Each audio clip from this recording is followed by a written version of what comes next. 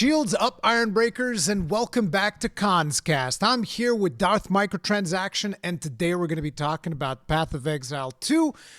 He's rubbing his eyes because he just woke up, because as per usual, whenever somebody is from the USA, they have to wake up extra early to get a podcast in with me, because the time difference is quite high. How are you doing, DarthMicrotransaction? I'm doing great, man. It's I'm looking out my window and it's like blue skies, nice day today. So it's a good start to the day. Yeah. It's not too early, by the way. It's like 9 a.m. So I had to get up, but not not too early. I went to bed early too, so I feel fine. Oh, okay. That's good to hear. So obviously I invited you here because I want to talk about Dawn of the Hunt. I actually kind of poked you before the patch went live because I think it would be fun too. But then I was like, man, this is so short notice, going to be a complete pain in the ass to set up. So it's probably better that we do it afterwards because at least we both got some game time in. Yes, sir. Okay. So before we dive into Dawn of the Hunt, though, because this is like a hot button topic in the community, I want to talk a little bit about Path of Exile 1. So what's been going on with Path of Exile 1 in terms of leagues and stuff? Because I don't really play PoE 1, so I don't know what's going on there. But it seems like the community is upset because there hasn't really been a whole lot of development on that side. Okay, so the general rundown of the cadence of releases is way back in the day, they used to have offset cadence of releases of leagues. So they would be, 3 months and then 6 months or what have you. They'd be, kind of not consistent with the release schedule. And then at some point, they learned a lesson from Crip, in which Crip was telling them you have to be consistent because if you're always launching at the same time, people grow to expect it, and that will grow your audience, etc. So they started doing, three. I forget if it was started as 3 or 4 months, but it was 3 or 4 months type of releases for the leagues. And, that they said consistently helped them grow of always having a league kind of at a predetermined type of time. And you come to expect that as, and that was kind of almost like the promise to the communities we're always going to have, a new update or something at pacing. So then when PoE 2 came out, I think we're at I want to say 270 days or something without an updated league. Now they have had events to try to stretch it on, reset type of events, and they had the Freesia event recently with some new stuff, which is pretty cool to be fair. But in terms of PoE 1 development, I think it's I want to say 8 months or something. I forget off the top of my head here, but it's been a while. It's been beyond double what would normally be expected in terms of a release for the OG game. Yeah, that's kind of a serious issue because the idea that I got from the initial, big reveals of Path of Exile 2 as it was coming out in November and stuff, it was kind of okay, we're going to keep developing both games, and this game has a certain kind of tempo to it, and this game has a different tempo to it. And my idea in the back of my head was always okay, so the people that want to just blast super fast, they're going to go play PoE 1, and the people that want something a little bit more different type of combat. I don't want to say strictly slower because it almost feels like Jonathan and Mark themselves kind of don't want to say that it's slower. But to me, that's exactly what I want, right? I want a slower game. Sure. But you can't even say oh, you guys still have PoE 1 because technically if you haven't received an update in 8 months, you don't really have PoE 1, right? That's one of the issues. I think probably a lot of it, I would assume, I only can speak for myself, but what I would assume a lot of it is that I don't think people necessarily hate the concept of trying something different. I think what basically happens and why you're seeing people not be so happy about the cadence release is because I think almost everyone would be willing to be okay, one time delay, it launched, we understand. No one really was complaining the 5th, the 6th, going into the 7th. And people kind of okay, I get it. It's a one-time delay. If they know it's only a one-time delay and then you're back to, they knew all the time after that. I think what happens is people are, there's a growing sense of concern that Path of Exile 1 continual development going into the future will be consistently delayed around what Path of Exile 2 needs in terms of resource allocation. And I think that's probably, if I had to assume, where a large part of that concern comes from, because like I say, I don't think people would really have an issue if it's okay, we know for a fact, one-time delay, everything's back to normal, development, all that, right back on pace after one time. I don't think anyone would really mind. I think it's more of a longevity type of concern. Yeah. It's one of those things where have you seen the Drop Frames podcast that happened I recently? did. I watched it. Yeah. Yeah. So Well, the day before yesterday, I watched it. yeah, so it's like according to what Jonathan was saying, their plan is to fix this by after the next expansion, so like 0.3 or whatever. That's the only so PoE 1 is going to go all this time, so like a couple I don't know, I would imagine like 3 more months or something before the next point 0.3 expansion. And only after that it goes back to normal. I didn't catch that part of it. I'm not sure Okay. when the PoE 1 update would be in particular. I must have missed that part of the conversation. I know I mentioned it, but yeah, it's been a while. I mean, it boils down to, yeah, it's been a while, and it's probably going to like continue to be a while. And when people don't, that's what I'm saying. People don't really know, What's how happening? long. It's the not knowing that's kind of the part that I think kills people. So, for myself, I'm enjoying Path of Exile 2, but if I was hating Path of Exile 2 entirely, and, obviously I was a big PoE 1 fan, and I only liked PoE 1 at this point, like, I'm very bored of Settlers events. In my own perspective, I thought Settlers League was fantastic. I liked it a lot, but, like, I don't want to log back into another, Settlers remix at this point. I'm just kind of over them. So, like, I would fully understand people who are, like, PoE 1 only mains, don't like PoE 2 or the direction of it goes. They just want to play PoE 1, and they really don't have too many updates other than the Freesia events, and like Pox's Remix League, etc. So, they're a little starved over there for sure. Do you have any theories on the Chris Wilson situation? I wouldn't want to throw out theories because like Yeah. he's been extremely clear that they're still great friends. He's been stepping down for a while now. I would just be making up something basically just for the Yeah. fun of the conversation. If I had to guess, and that's all it is a guess. The man has ran, I think they said it's been 19 years, right? Like over half of the life of the internet, their company has been developed, as we said during that same podcast, okay? You have a man who had an extreme passion for a game, made a very much beloved, a Diablo 2 like, to use the meme of the game. I'm sure made himself into a retirement period. It's like, why not retire a goat? You know what I mean? That's how I mean, if I was in that situation, you made one of the best, if not the best ARPG ever created in Path of Exile 1. You're massively beloved by the community. I'm sure the percentage of the company that they sold netted him a retirement fund. Why not go out, why wait, and go another 10, 11, 12 years until someone gets mad about something? Like, it would make sense to me, like, I'm going to go sit on a beach. I've earned my retirement. I've earned my credit. The community loves, the game that I've made. Go out on top would make sense to me instead of, waiting another 30 years or what have you. But, I don't, like I say, I'm guessing. Like, I don't Yeah. know the man. I've never even met him in person, never had a conversation with him. And I'm newer into the Path of Exile community. So it's just a guess.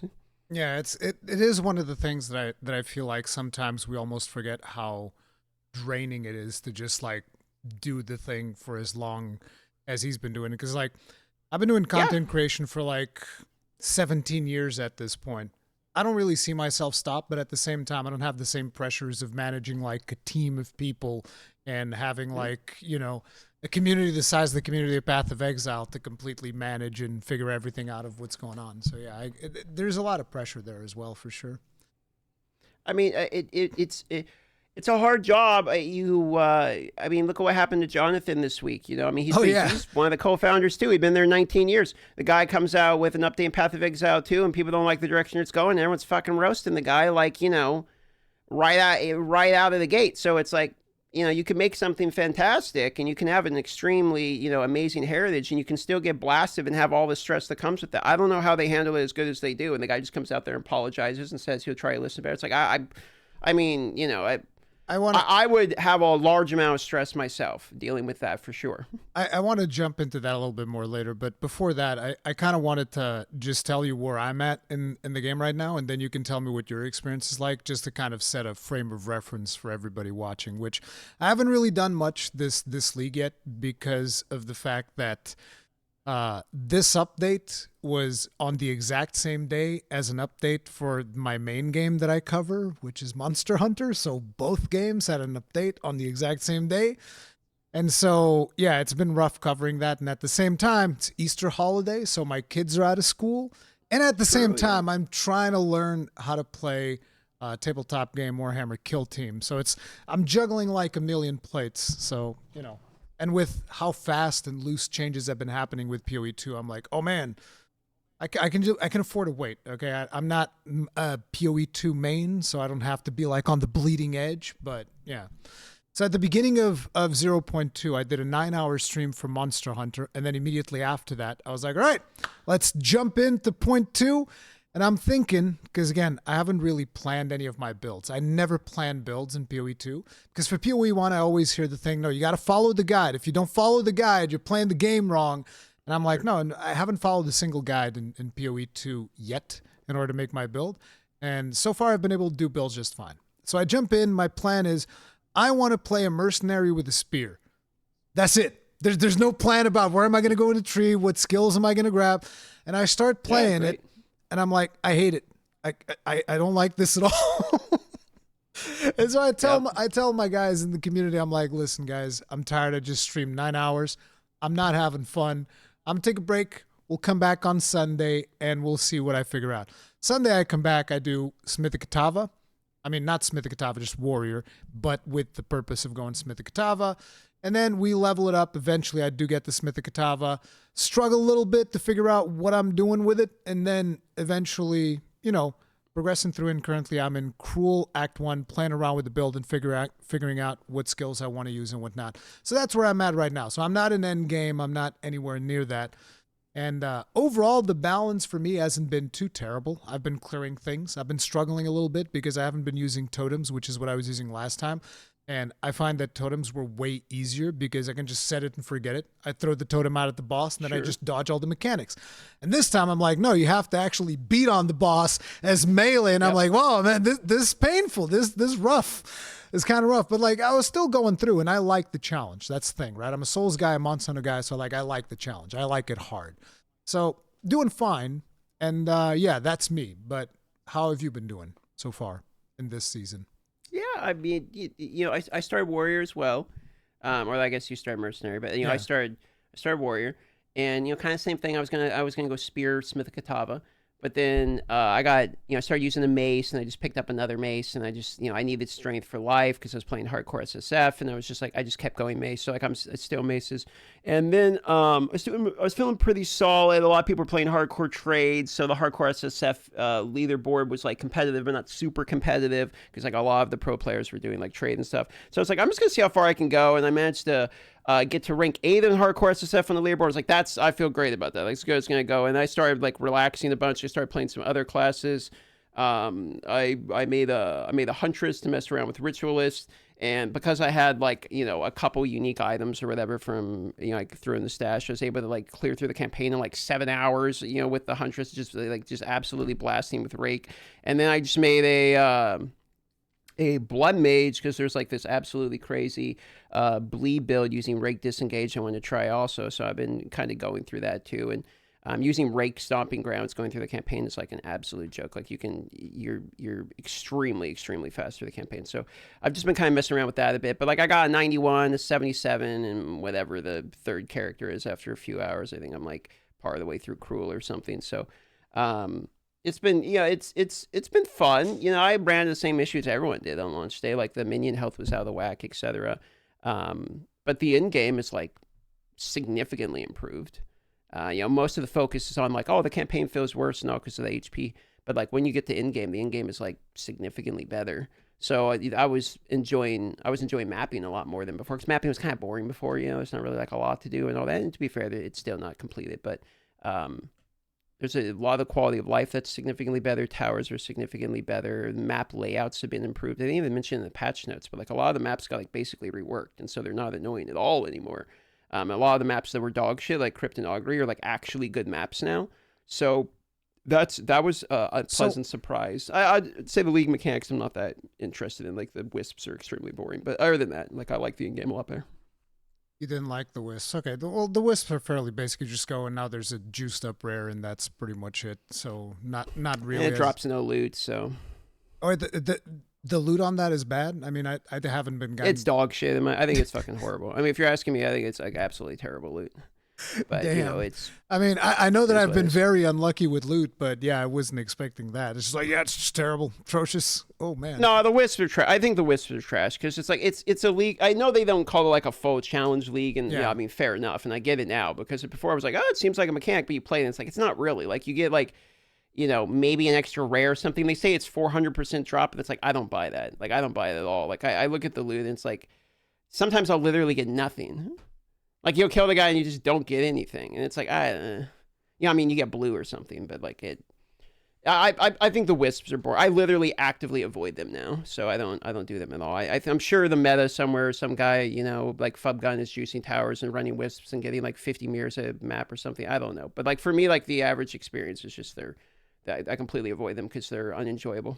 It's interesting that you say the mapping experience was a little bit boring before, because like again, I'm coming in as a complete first timer. I was having a blast playing maps, just like chilling, going to the Sure. towers, juicing them or whatever it is the term, and trying to basically get all the nodes in the middle. I didn't do any of the pinnacle stuff. Well, apparently I did fight a pinnacle boss. I did not know it was a pinnacle boss. I got close and I didn't kill him. It was the one in what's it called? The fourth trial of the Sekimas? Oh, are Is you that talking about is the that supposed trial master, or are you talking about the temporal boss, like Zarkov or whatever the his name is, temporal the boss? time boss? Because Yeah, Sekimas is time boss, the one Zarkov. with the honor mechanic and whatnot. So Yeah, and so Zarkov. people were telling me, yeah, that's a pinnacle boss, and I was like, oh, so my Yeah. build is nowhere near close, because I got close to killing him, but the reason I said my build's nowhere near close is because the only reason I got close to kill him is because I had like ridiculous modifiers. I was super lucky throughout the run. So I think I was doing Yeah. like 50% more damage and he had like 40% less health or something. It was some ridiculous The combination of combo, yeah. modifiers. And so I was doing great. And then I missed the mechanic of picking up the things, missed it once, and I was like, yep, that's it. Ah, But I came close. I came close. I do remember that. So that is considered the pinnacle boss. yeah. I mean, I don't know. It's the Sanctum Pinnacle. Kind I of. mean, I would say it's a Pinnacle, but they nerfed the HP in half too, by the way. So Yeah. he's half as easy as he was previously. Also, if that ever happens to you again, you can literally just log out. Like instead of him killing you, just log out and you can do it again. Like it's a built-in mechanic. So I don't know if I want to do that. I like fighting the bosses all the way to the death. Unless I'm playing hardcore, then I'll pussy out instantly. I mean, you can do that. I'm just saying, if you don't want to have to run the whole Sanctum again, you Yeah, just fuck yeah, up the yeah. mechanic. It's a built-in mechanic. You keep all the honor you lost. It's not like an exploit. Like you just leave and you can Oh. fight the boss again right where you were. You have to start the whole fight over again, and you don't have your honor resistance. But that's like they do that. Interesting. Yeah, I don't think I even considered that. I wasn't aware of that at the time. I was just like going through. I was like, oh man, I was so close. Almost got my fourth ascendancy. I actually didn't know it was a mechanic either. I watched Quinn playing the thing, and he just logged out. I was like, okay, well, he's just trying not to die, and then he logs in and he gets to fight it again. I'm like, I didn't even realize that was a thing you can do. So I just learned that.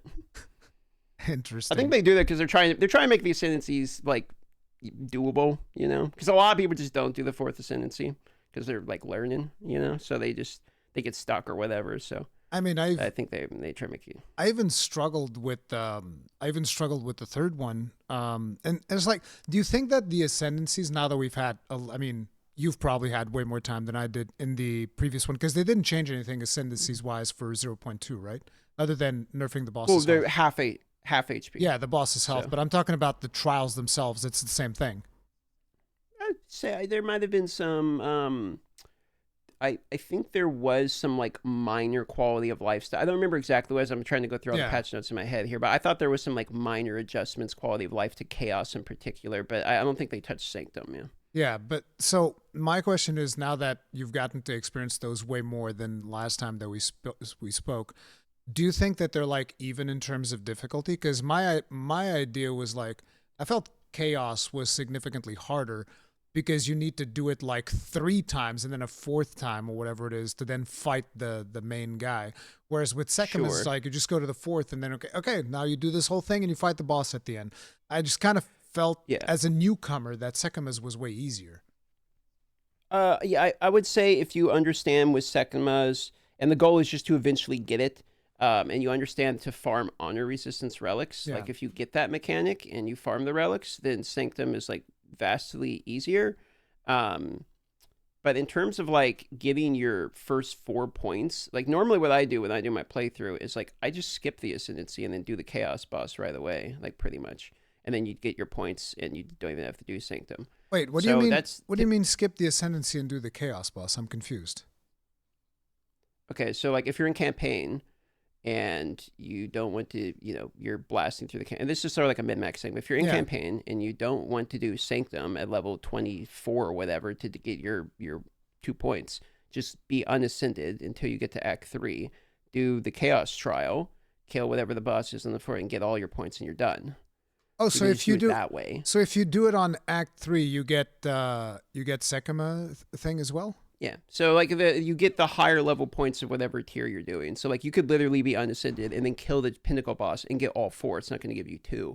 So you can skip if you're strong enough to skip, or you know what you're doing, or you don't need the points, because some ascendancies, like the first 2 points, are like not that great.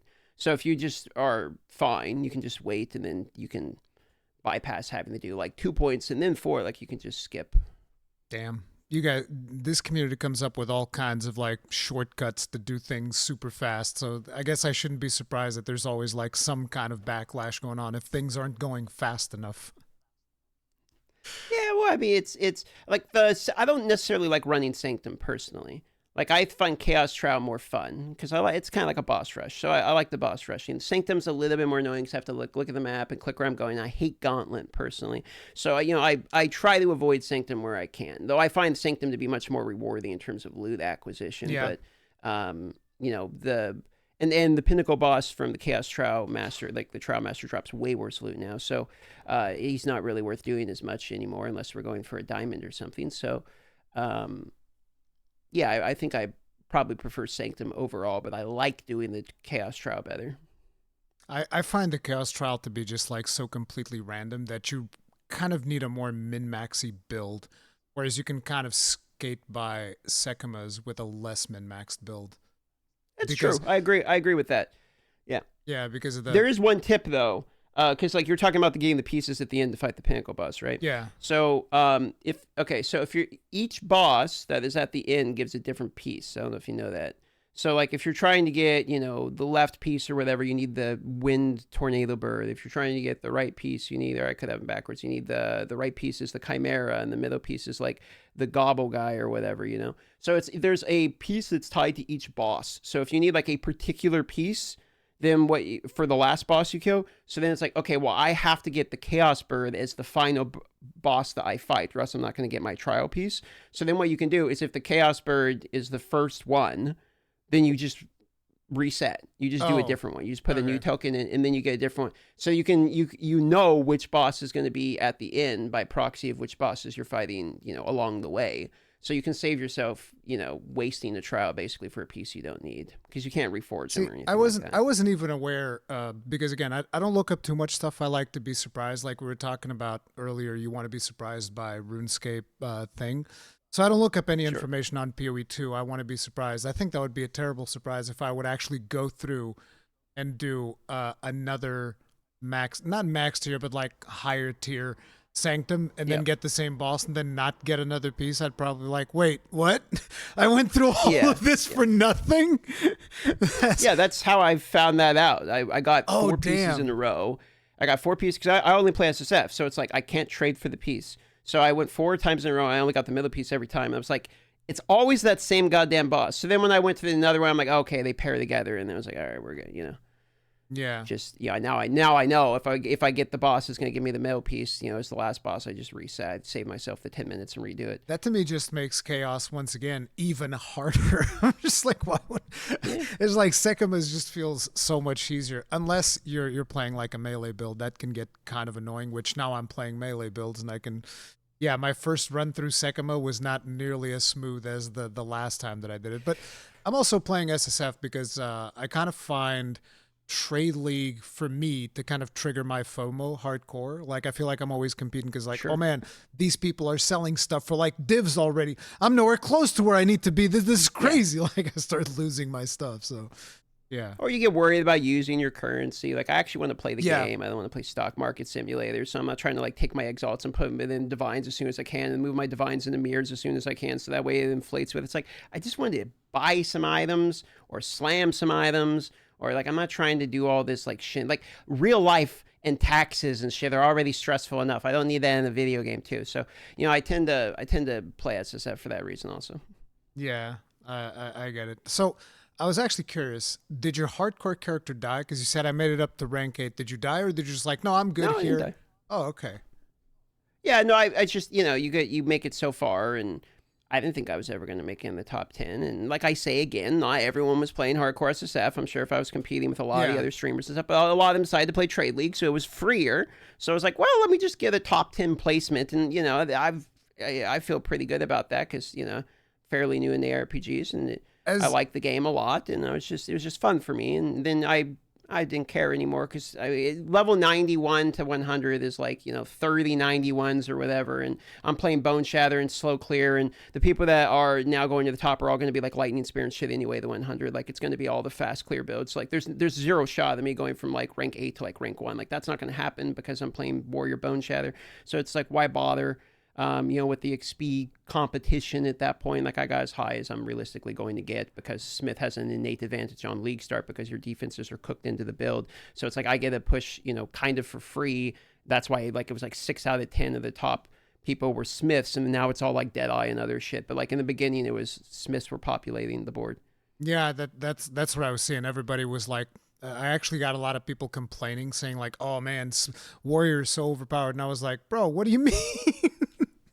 And then some people were saying, actually, everybody just got nerfed and Warriors are still playing at the same pace. So the problem is that everybody's playing at Warrior pace now and nobody likes it. I was like, oh. That's part of it for sure. The other part is people hadn't discovered the broken builds. Now there's a billion of them. And then the other part was, the game doesn't basically have any defenses. Like, I mean, there's almost none. So because of the severe lack of defense layering, like what you really have is block and resistances and HP, and that's like kind of it. So because Smith of Katava both has max res, which is like a huge chunk of your defensive layers in the game, and elemental damage is a huge chunk of the damage in the game, and then also has physical mitigation, which is basically what kills you. It's going to be physical slam. Like if you have over like 4k HP, you're only really dying to physical slam or a fuck up or a bleed or something you're not noticing. Like you're really only dying to like 3 white mobs with the giant overhead hit you at the same time, or you walk into a group of like 5 below theirs because it's a skill issue. So you're only really dying from like these big physical hits, and having actual physical percentage mitigation like doesn't really exist outside of like Cloak of Flame or a few niche things. So because of that, having that cooked in also with double life ramping through percentage strength and percentage HP, and then also chaos mitigation through armor, like you don't get defensive mitigation at all, like basically anywhere. I mean, I guess you could argue Deadeye or something with Tailwind, but like there's not like too many of those. So and Lich, I guess, but like there's not too many of those. So like Katava getting that for free was the reason I wanted it.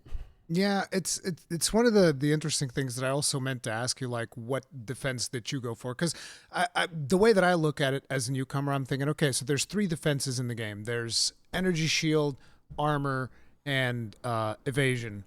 And it seems like on the first time round, energy shield by far the best. Like not even remotely balanced in any way, shape, or form. Everybody playing at the higher levels, everybody's using energy shield. Evasion being a second, I feel like. And Armor being the absolute dead worst, with Crip making like 3 videos, plus Zizran making like 2 videos, plus you probably made a bunch of videos as well about Armor. And I'm just like looking at it, I was like, this, it's a good thing I have so much armor on my warrior. This is going to be great. So I was basically running around, and I was able to do tier 15 maps, which as a complete newcomer, I was like, oh man, look at me go. I'm making tier 15 maps. But my tier 15 map experience was basically, okay, so I'm going to put this totem down, and then I'm going to hold up active blocking, and then I'm going to pray to God that nothing hits me a little bit too hard. And that was kind of like the whole experience of my warrior going on tier 15s. But how are the fences now in 0.2? Well, I mean, it's still the same. They didn't add like any other layers, but I'm talking like the Katava gets the things I was talking about, but in turn. Is You're talking about like shield? armor as compared to evasion compared to energy shield? Yeah. It's all the same because, I mean, energy shield didn't get nerfed on the passive tree. It only had Grim Feast removed. And arguably it got buffed for Lich because of heavy buffer. So, like, energy shield is still good. Evasion is, still good. right? And even more so with Amazon. The whole like armor being dog shit thing is like only really true with big hits. That's what like that's the real problem. It's like the death moments that you're gonna have with a life armor character are because of big hits, and big hits are armor is bad against big hits, and also you have a low total life pool. You're gonna have like 4,000 life as compared to energy shield people with up to like 12k. So big hits are also doubly as bad for you because your life pool is smaller. But like the defenses, one of the best defensive layers that people never really talk about is shields. Like block chance is pretty much like one of your best defensive layers. Like you should go 75% block as soon as you possibly can because it's absolutely insane. It'll mitigate like basically all of the damage that you're receiving outside of slams. There is no real solution to like, I'm going to get hit for a 5k hit, of HP, like, just get HP. Like you're not really going to be able to solve that too much. You can take the mitigation with physical, etc. But like in terms of, defenses haven't really been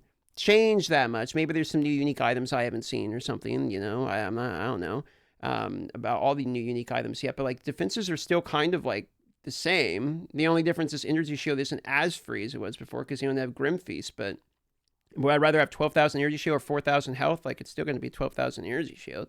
I just can't have it on the warrior. Yeah, so you weren't running that on your warrior.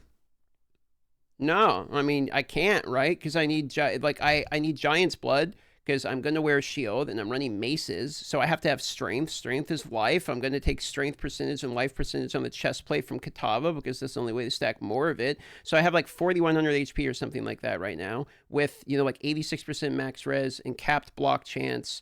And whatever I'm thinking like 57% on whatever the armor shows. It's probably like 5k armor or something. So it's like the way that you're playing Kitava, because Kitava is the one ascendancy that I kind of played this league so far. You're basically putting everything into the passive defensive stuff, basically. Yeah, I mean, if you're why would you ever pick Kitava to be offensive? It doesn't make any sense at all. Okay. Oh no. What do you mean? It's a tank class. Like this I throwing know. prot warrior to be a DPS. Like, yeah, but it's like no, but it's like I still want to deal damage, So you get it elsewhere. You get damage elsewhere. Like I mean, like if you're running the anvil, I mean they buffed it, I guess. But if you're running the anvil, you're basically trolling. If you're running the manifest weapon, you're basically trolling. If you're running like the fire spell on hit, maybe you can make it work. I don't know, but like you're not. If you need to hammer the hammer to make your build work, like there's a problem. So there's the last live stream that I did. That's what I was. Oh man, it's actually it's working. I can bang. Yep, that's a bummer. It's like you can literally just basic attack. Yep, that's a fuck up. You can literally just basic attack and screen clear. So it's like why, if you're hammering your hammer to like kill a white mob, like you could literally sacrifice like dog shit damage for some of the best in-game defenses. Like it's, there's a reason people play Kitava and it's not for the damage. Yeah, I guess I just don't know enough about the game yet to be out there on my own without looking up guides then, because that's what I was doing. I'm still Cruel Act 1 on this character. It's like I know there's way more stuff to do. It's just I was kind of struggling because. And this is an interesting thing because I think it was Quinn that talked about this in one of his clips or whatever. It's like there's this idea where you should be able to like choose an ability that you like. You should be able to get up to like 80% of a good build.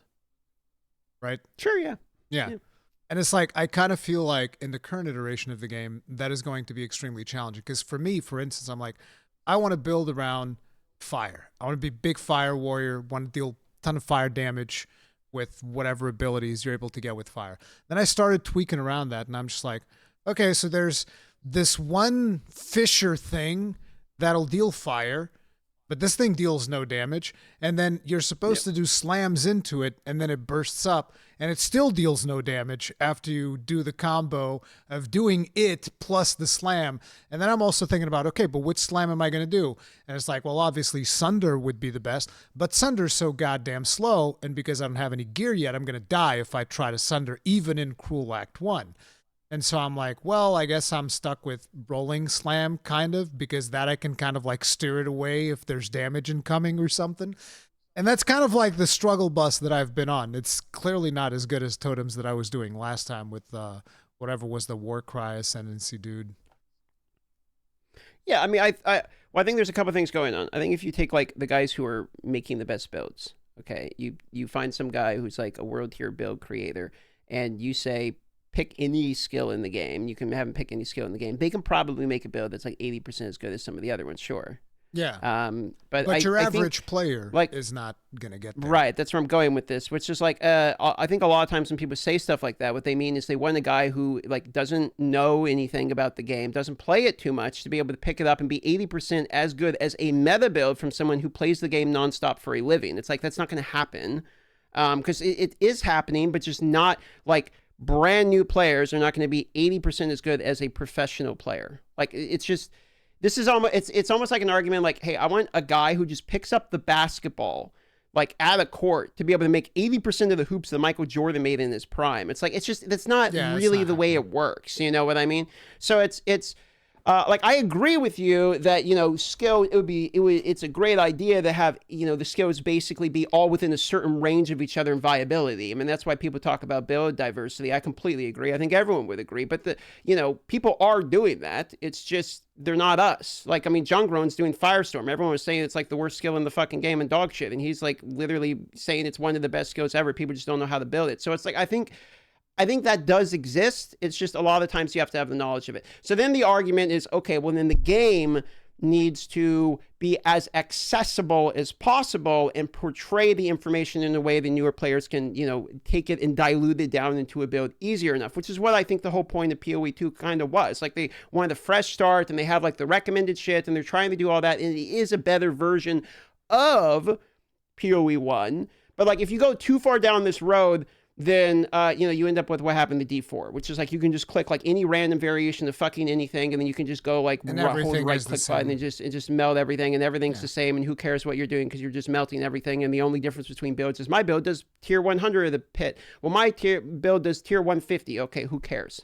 Yeah, you know, I mean, that's the end result of removing too much of the diversity. And I'm not arguing for that. I'm not arguing for, you know, completely breaking down the mechanics, diluting it down to the lowest common denominator. As a matter of fact, that's, you know, that's I could get into some topics about my own game, the Monster Hunter, with it being maybe a little bit too simplistic in its latest iteration, and the end result of that. So it's like, I'm never going to argue in favor of that. I'm just saying that I wasn't aware that, according to what you're saying, like a good builder will be able to build around almost any skill in the game. Like, that was not my overall impression, because I guess that's probably due to the community always just kind of like veering towards the more meta stuff as opposed to trying coming up with their own stuff, I guess. Because it's kind of like, oh, this person found this broken build, and like you said, now everybody's playing Lightning Spear, which is the one that I'm seeing clear screens all the time. You're right. I mean, maybe it's a mild exaggeration to be able to say that they can get it within that level of variation, and they probably, you know, you're not going to have them be up to par. Like, Lightning Spear is going to be miles ahead of a lot of the other things. I remember seeing like Ghazi, who is a minion expert, making a minion build, and he's doing like hundreds of thousands of damage a second. And I saw Fubgun playing Deadeye, who literally is one-shotting a 31 million HP boss. Like, these are not within 20% variations of each other, and they're both players that are experts in their field. So, you know, I would agree with you there to some extent as well. I have another point I was going to say, but I kind of left my brain there for a moment. It happens so often to me too, dude. It's crazy. So I was leading up to a point that disappeared. So do you think that these outliers, like right now, they have this philosophy where they didn't want it to nerf things too hard, even though they kind of nerf things really hard on the beginning of 0.1, for instance, because warriors were super slamming bosses into nothingness very, very fast. I believe Alkaiser was the one who showed that off, at least on the first clip that I saw or something like that. And they instantly nerfed that, and then something else came up, which was some lightning interaction or something, and they nerfed that too. And then they were like, okay, we're not going to nerf stuff anymore until there's a new league. And now there's a new league, and they nerf literally everything, but people still find broken stuff, and now they're not nerfing that. Like, what do you think of the approach of how they're doing? Like, for instance, should they nerf Lightning Spear mid-league? Okay, so first of all, I remember what I was going to say is Matho. I recommend watching Matho 1 if you want to see some variety shit. He does Oh, is he the guy who did the like Thorns build? shit. Exactly. Yeah, I was going to say he's a great example clips. of. Yeah. Sorry. Yeah, I was going to say he's a great example of someone who does do like random stuff. He does like Mow and Blast. It looks great. And he makes a lot of stuff work. That was the point that I was trying to get to there. Okay, so to answer your question about should they nerf Lightning Spear, I don't know, man. Because like here's my issue is if that's why we ask so many questions around pacing. What do you want the game to be? Because it depends. If you could look at Lightning Spear and you could say Lightning Spear needs to get nerfed, but then I would ask why. Like, why do you think they should nerf Lightning Spear? And by the way, I'm not. The thing is, I'm not saying they should. Right. I'm not arguing in play favor. devil's advocate. Okay. Yeah. Why should they? We're having a conversation. Yeah, because it. I mean, right now, a majority of the community is veering towards Lightning Spear, and sure, you can say that's fun, and it sucks to be the whoever was the first person that came up with it, or group of people that came up with some variation of Lightning Spear that clears screens, and they're like, oh, I found something really powerful. But the problem now becomes is so here's my view as a completely newcomer when I was playing 0.1. You remember when the popular builds was Herald of Ice, Herald of Lightning. What happened was, as I was playing through the game, like I was having fun. And it's one of the reasons why I wanted it to go into SSF is like, I don't have to worry about what anybody else is doing. I'm not racing anybody. I'm playing my own game. So none of this even matters. But I would be lying if I didn't say that, like, you know, I feel like I'm wasting my time playing this build when these other builds exist that have these crazy interactions where they like click once and blow up everything on the screen. But the thing is, I do like coming up with my build, so I'm not going to go and play those other builds because it's just not my thing. That's not what gives me joy when I'm playing these games. I like making my own builds. Even the little bit that I played of PoE 1, you know, I was like, oh, I'm going to play this Templar character. And then it just naturally happened that I went to minions because I was like, oh, we can have minions. Let me try out these minion things. And then people would tell me, actually, that build, it can be pretty brutal and overpowered. And I was like, oh, okay, this was just happenstance. I didn't look anything up, right? But in PoE 2, I like making my own build. And I think that's one of the main fun aspects of the game. But then you see these other builds and it's almost inevitable, particularly as a new player, that you feel like, man, I'm wasting all of my time. Look at these people. They're just like getting a million divs. It's because, and yeah. So when I ask the question why it should be nerfed, what I hear is well, this one is so much faster than the others. I feel like I'm wasting my time by not playing that one, right? Yeah. So then my question is, okay, so I don't hear you say it's faster than the game needs. It's just better than the others. So it's like, okay, if there were 10 builds like Lightning Spear, is it still a problem? Yeah, is it that the game is getting outpaced? Yeah, but see, that's the thing. For me, yes.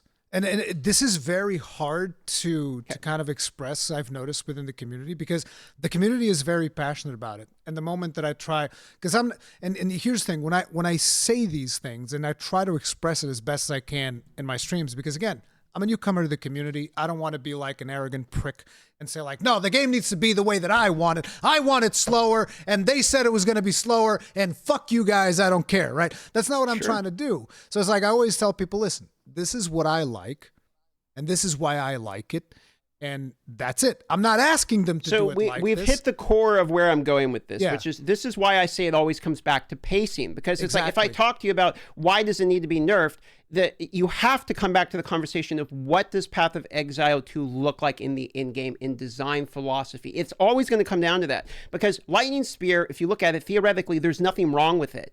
Yeah. It's working basically as intended. It's screen clearing because they have Tingle Tongue and fucking forks and auto targets everything, volts in the game. It's going to screen clear like that. It's designed to do that. So that if you look at that and it's like, okay, so is the problem that it's doing it? Do we hate it because it is screen clearing? Do we hate it because it's a bug or something? Like Twister was a bug, they nerfed the bug, okay?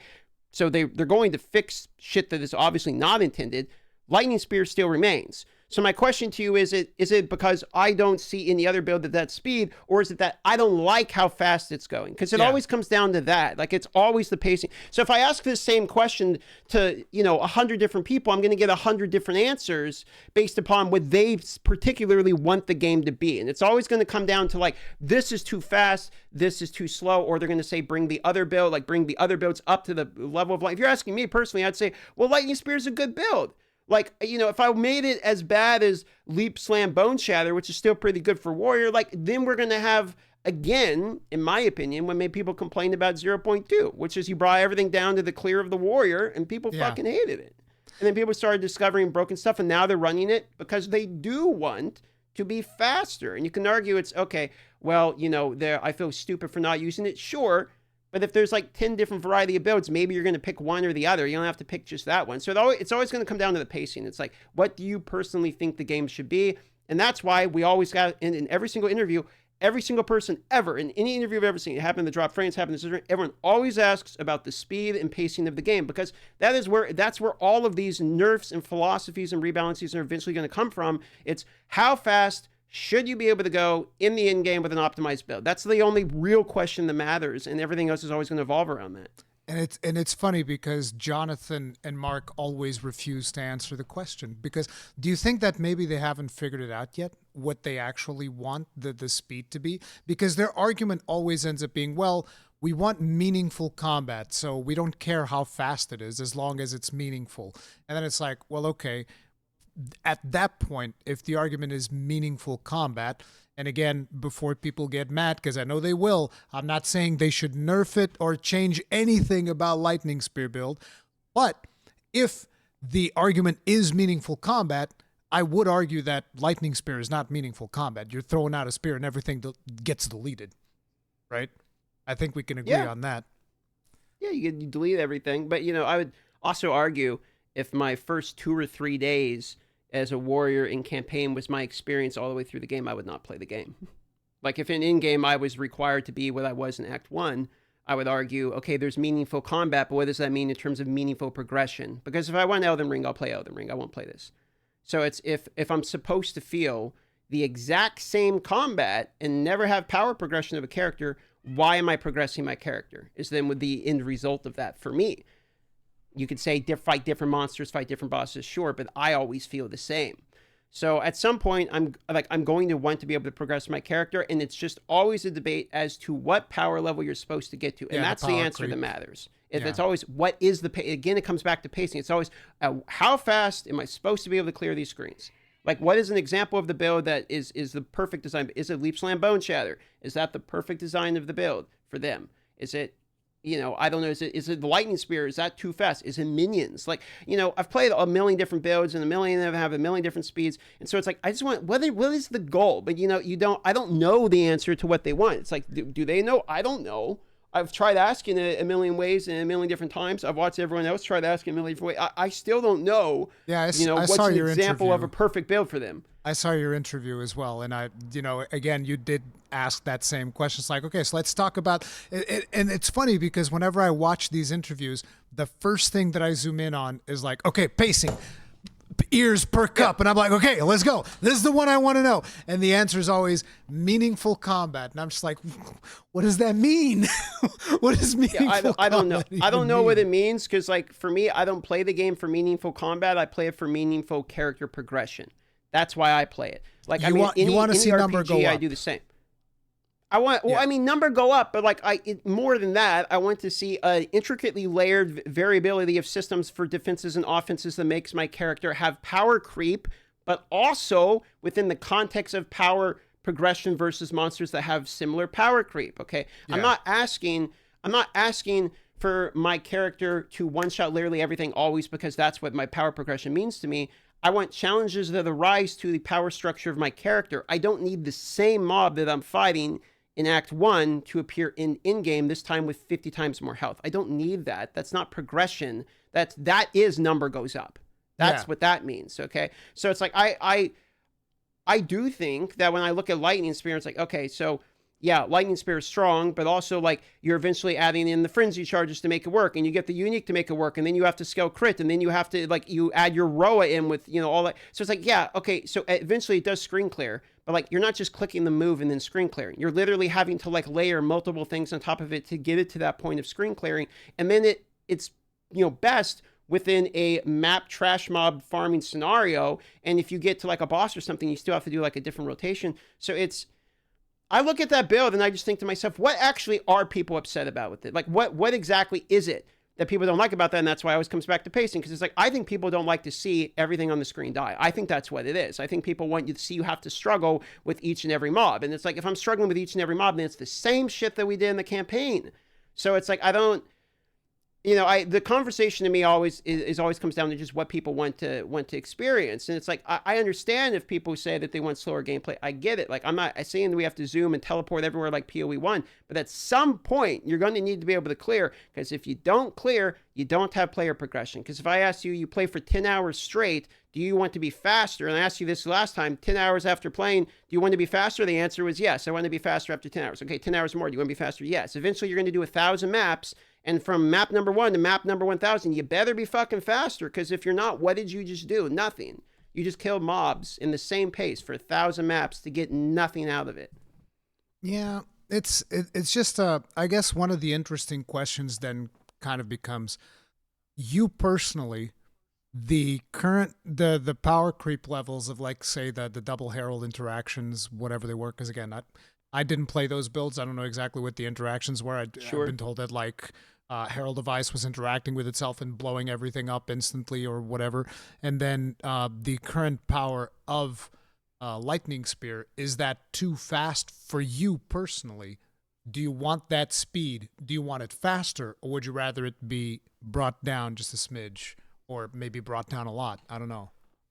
I'm okay with screen clearing with Lightning Spear. I don't have a personal issue with the build. My problem with I didn't like the Lightning, Thunder, and Herald of Ice interactions, because the problem with that one wasn't that you're using a particular weapon with a particular skill. It's that every single martial weapon will put in the same combo and do the same thing. It was a delivery system of the same build and whatever flavor you wanted. Like, it's still ice cream. It's just chocolate ice cream, vanilla ice cream, strawberry ice cream. That was the problem with the Herald, is you're going to put the Herald in every class, in every build that can use it, you're going to use it and your build will be better. That was the problem. It's a universal issue.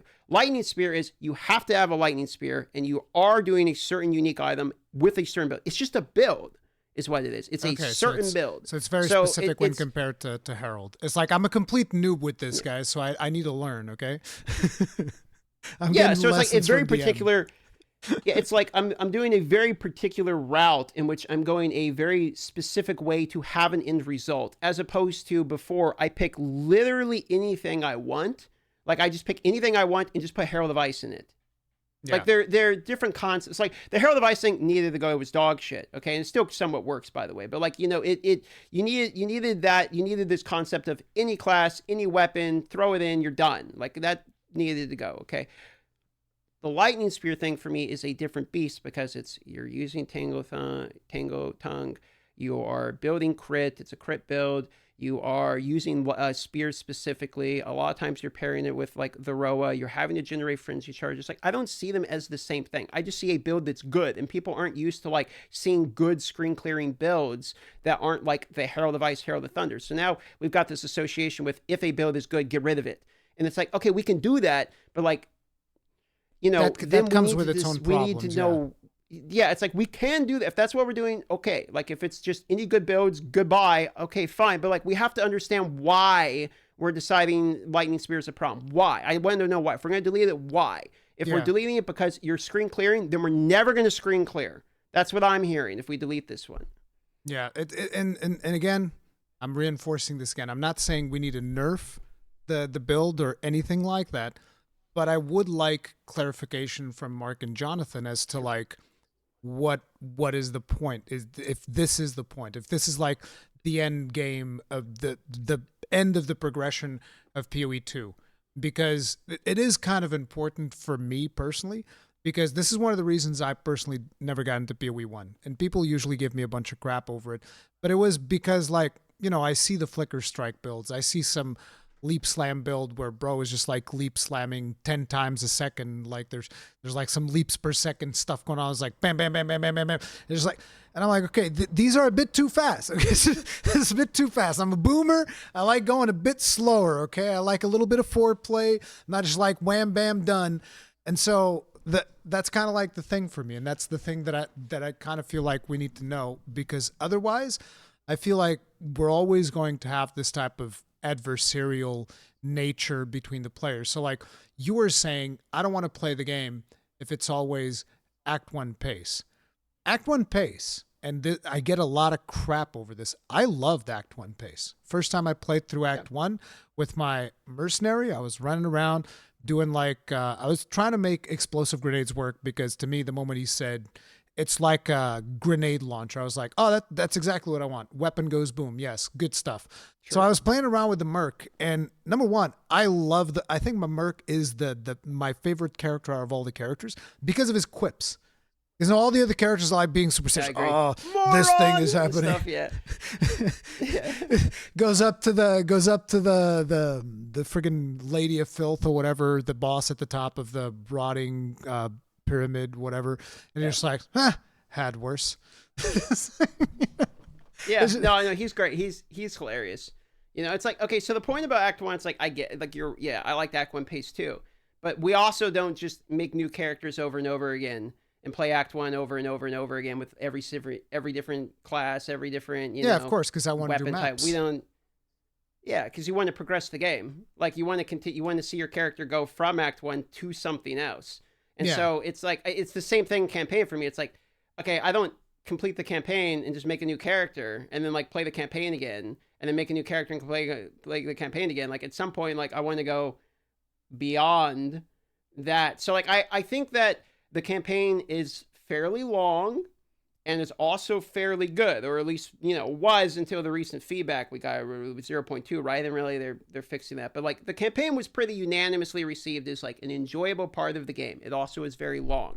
So it's like I don't really see too much of an issue of you have a experience that is 20 plus hours long of a nice, you know, you got the slower pacing, you get through the game, and then you get to the end and it's like, okay, it either speeds up a little bit, or if you don't speed up a little bit, at least you have power progression still. Like by the time I get out of the campaign, it can't just stop. Like you can't just have the finale be at the end of the campaign and then we just repeat campaign maps basically over and over and over again. So, you know, I mean, we can debate pacing all day, but it's like it really comes down to like, what does the player want out of it? There's some people that are just gonna be like, I really love the campaign and all that. It's like, that's great, but like if that's true, then how many characters you make in a season to play the campaign over and over and over and over again? Like, I don't see the players who are casual, play it, you know, a few hours a day, make playing like through the campaign 5-10 characters in a row over and over. Like they, you know, what they say and what they do are often different. Yeah, I mean, even me, I would consider to be somewhat of a casual. Like the last season, whatever, the start 0.1, I made a couple of different characters because I was playing around in hardcore, and I was like, oh man, I'm gonna make it through hardcore, and then I died like 3 times, and I was like, actually, I think I'm good. I want to see the rest of the game now, right? Yeah. So yeah, you want to keep playing. So eventually, then I went through, and my Merc got all the way up to like 70 something. I forget exactly. I think I was either in tier 7 maps or tier 8, along those lines.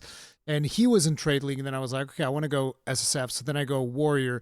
And that one I took like all the way, and I went tier 15, did some stuff, but not really Pinnacle. I didn't find any Citadels or anything like that. But it was fun. It was a ton of fun. The only reason I stopped playing was because some update or some event came up that I had to do something else for a while, and then it kind of like fell off of my memory, right? And then I was like, okay, we'll wait until the next season, then I'll come back. Because at the end of the day, I'm still treating it very much like an early access game, which is what it is. And I have this terrible tendency, like when you buy like an Indian early access, like for me, that was the first Hades. I mean, I didn't really buy it. I got a review code or something, but they sent me a review code, and I'm just like, I'm playing through Hades, and I was like, man, this game's amazing. And I played through it really over and over and over and over, and it wasn't finished. It wasn't done. But I put a bunch of hours into it, and then I never touched it again because they kept updating it, and eventually it came out, and people were way more hyped about Hades than they were when I was playing it. And I was like, yeah, but I don't want to play. I played that game already. I put like, I don't know, friggin' 50 hours into it. Like, I'm good. I'm good. I don't want to play it again. And so I'm kind of scared. I don't want to do the same thing with PoE 2, right? So I'm coming in very leisurely and just enjoying it at a certain pace. So I'm not overly concerned about getting the end game, doing all the things, because all this stuff is going to get hopefully a lot more polished once we get 1.0. And to that effect, I definitely think that community feedback is a very important thing, and it seems like these guys really pay attention to what the community is saying. But now I feel like my question is, does the community have a history of having this type of backlash with PoE 1 at all? Like maybe there was a couple of leagues people didn't like, and it's just like, bam, straight up the level of backlash that we got like last week. Well, okay, first of all, I've only been playing since Toda. So I am, Yeah. it's like my 5th league or something. So I haven't been with it 19 years. That being said, they did mention in that same interview that it was one of the worst, I think, since like Mirror of Calandra or whatever, Lake of Calandra or whatever the hell they call that league was. He said it's been the worst, outroar that they've basically seen. So I think this was like probably the worst received. At least that's the vibe I'm getting. But I didn't live through the other ones. Yeah. So does the community have a way of responding when something like negative happens? I would argue like all video game communities do this. Like I haven't seen a community that, something fundamentally comes out that's like pretty, badly received where people aren't like pissed off. Every game I've ever played works that way, you could argue as to what degree, and you could argue how much outrage there is and all that. Yeah, sure. But like, am I surprised? Like, no, not really. Because gaming these days. I'll be honest, I was surprised. So like I've been seeing some of those outrage clips, which obviously, some of the people are playing it for the clip, right? And I get it. Sure. It's the meta. We all live for that meta as content creators. I absolutely get that. And I don't necessarily fault anyone for it. But I do find, expressions like, this is the worst dog shit ARPG I've ever played in my whole life. And it's not one person saying it. It's not one, it's like 2, 3, 4 people saying, like some people even using the word literally, which I'm like, okay, this word means nothing anymore now. When you say literally the worst ARPG I've ever played, I'm like, oh, okay, dude, yeah, sure, absolutely. Right. It's like, that's the type of thing that I would not have expected, especially when you look at like the reception of PoE 2 in 0.1, which I felt was, mostly positive with the occasional negative stuff thrown in here and there from people that like PoE 1 way more than the pace of PoE 2, right? So it's kind of like do I think it's the worst dog shit ARPG ever made? No. Yes. It's like I'm not gonna fault people for having their opinion either. Yeah, of course. I have learned to not care what other people think about my opinion, because it's like I'll do 7 negative videos in a row. It's like, okay, this is a problem, like reacting to the feedback and all that type of stuff. Do all those in a row, and then did one video, which is like, I'm actually feeling pretty positive. They took all the feedback in a week. They made some good changes and all that. And then I was getting comments like, how dare you be positive? See, you're just shilling for the game. So it's like, if I have an opinion or a take on the game, it's like, that's how I feel. Like, I'm not going to go up here and hammer it off for the camera and be like, oh my God, this is the worst dog shit literally ever. Unless I'm joking and then someone clips it and puts it on their clip channel. Like, that's happened to me with Diablo, where they literally put me in an ad in Diablo where I was like, this is the best game ever made. Like, this is better than Super Metroid. This is better than RuneScape combined with Super Metroid. This is better than your first time driving a car to the high school. Just, just a stupid rant. Yeah, well, no. I'm saying they actually put me in an ad, like a real ad that aired on UFC, and they cut it out where I'm like, this is the best. Like they took that clip from my live stream and put it in an ad. So it's like, I don't actually care. Like, I'm just going to go out and say, this is actually what I think. Or sometimes I'm joking and they'll take it out of the clips content. You want to go watch a clip channel, it's everyone's like worst 3 seconds of a 12-hour stream that they're taking and then putting in a clip reaction. It looks like everyone's outraged, but maybe it's not what it seems. And the other part is they're literally talking about how their feelings currently on the game on their live stream. Like, I'm not going to if I showed up to your house and you're eating food I don't like, I'm not going to get mad at you. You should. So it's like, I don't, it's just kind of how I feel about it. I feel like it's like people will go watch your opinion because they want to know what you think and then get mad at your opinion after showing up to your thing. So I've learned to like not just, this is what I think about it. I try to do nuance. Nuance doesn't exist on the internet anymore. Yeah. So you try to like, I think this is negative, I think this is positive, and I try to like do my most fairly outweigh, and that's the best I can do.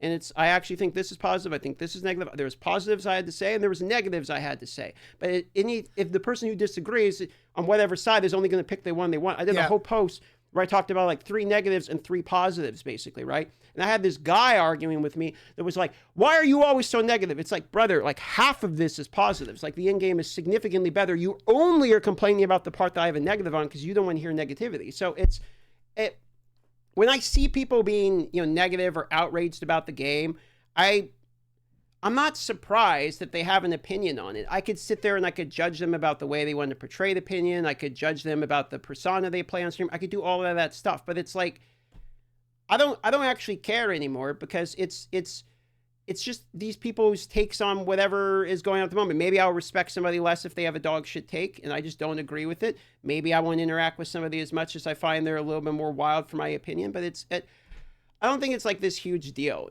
I don't know. I guess I just hadn't. I just think people have gotten too serious. Like people have gotten too serious pretty much everywhere.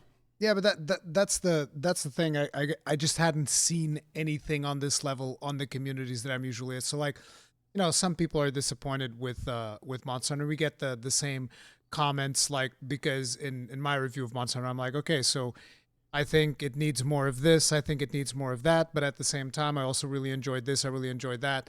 And, the people who are super excited about the game will be like, oh, you absolute hater. Why do you hate the game so much? And the people that want to crap on the game, they're like, oh, you're an absolute shill. And those are like the only two things that are allowed to exist. Yeah, it's just exhausting. That's why it's like I get annoyed by the whole conversation because it's like you can't actually have a normal chat with people anymore. I have a very short list of people that's like, if I want to talk about a game, then I'll call them up and chat with them about it because it's like, there's only a few people who don't live in extremes. And if you try to have like a real take or like, I like this, I don't like that, and you try to do like a nuanced, non-emotional thing, well, then you're either a fence sitter or a shill or too negative. Like you get all of it. So that's why I'd say you just got to do what you believe and ignore the rest, in my opinion. But you know, that could be, someone out there is going to hate this take too. Of course, absolutely, because it's far too reasonable, and you're not allowed to do that. It's definitely something which is. I was just talking to somebody earlier today about this. It's kind of like the algorithms just reward the more extremist opinions, and the more extreme thumbnails and clickbait titles and all of that stuff, and that kind of ends up formatting people to.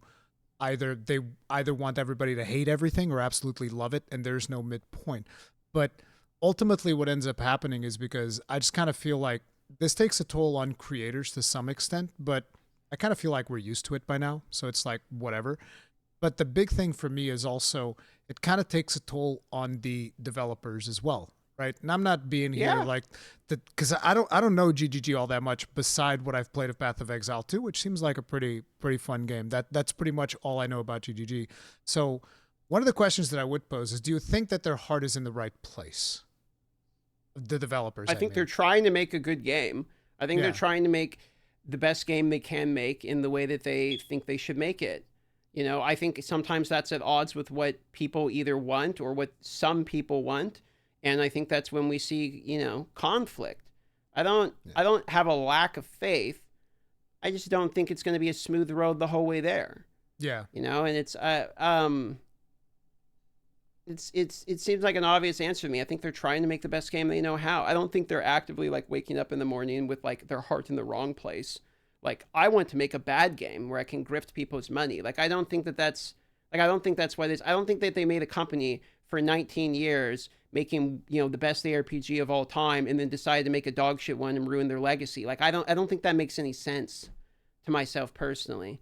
But, you could then, I'm sure someone out there is going to argue, well, they're just trying to cash grab as much as they can with PoE 2 and they made more money off PoE 2 launch than they've ever made. It's like, okay, sure. Well, I don't know. Like, yeah, I mean, I hope their heart's in the right place, but, people aren't my best really friends. I don't know. Yeah. Yeah, I hope so. Yeah, I hope so too. Because like I get really excited about the game for sure. Because I haven't been this invested in an RPG since Diablo 2, pretty much. That's kind of like where I'm at with this stuff. It's like I can't do it. I'll tell you this much, dude. I can't do another one. Like I can't go from Diablo Immortal, like the worst received game in the history, to Diablo 4 D4 bad, to Path of Exile 2 out of 10. Like at some point I gotta have a W. Like I can't get unlucky for another one. If my fourth game, whatever my fourth game is, maybe that I cover, you are if the that problem. one is like dog shit, I'm in trouble. Like I'm cursing all of these games, I guess.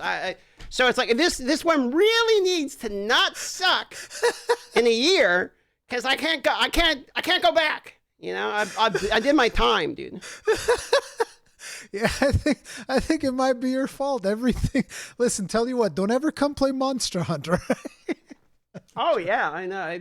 I did, by the way. Oh, and dude, no! Speaking of wild That's take, why. I played it. Yeah, I did some wild. Dude, you want to hear a wild take about literally the most dog shit ever? Okay, I'll give you one, which is, I mean it literally. Figuring out the multiplayer in Minecraft in Monster Hunter Wilds is the most dog shit, convoluted, unnecessary user interface I've ever seen in any video game.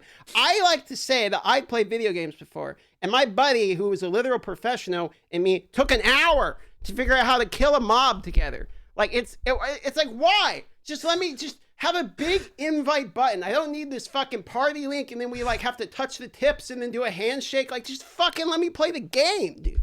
Like it was completely unnecessary, man. Why do you hate my game, man? Why? I like the game. I like the game. No, I like it. It's like, see, I explain like a Godzilla movie, okay? So Monster Hunter is basically a Godzilla movie, which is the acting's, can be terrible. The writing's fucking terrible. All of this shit is fucking horrible. But Godzilla himself is badass. And if you have a good Godzilla in a good Godzilla movie, you have a good movie.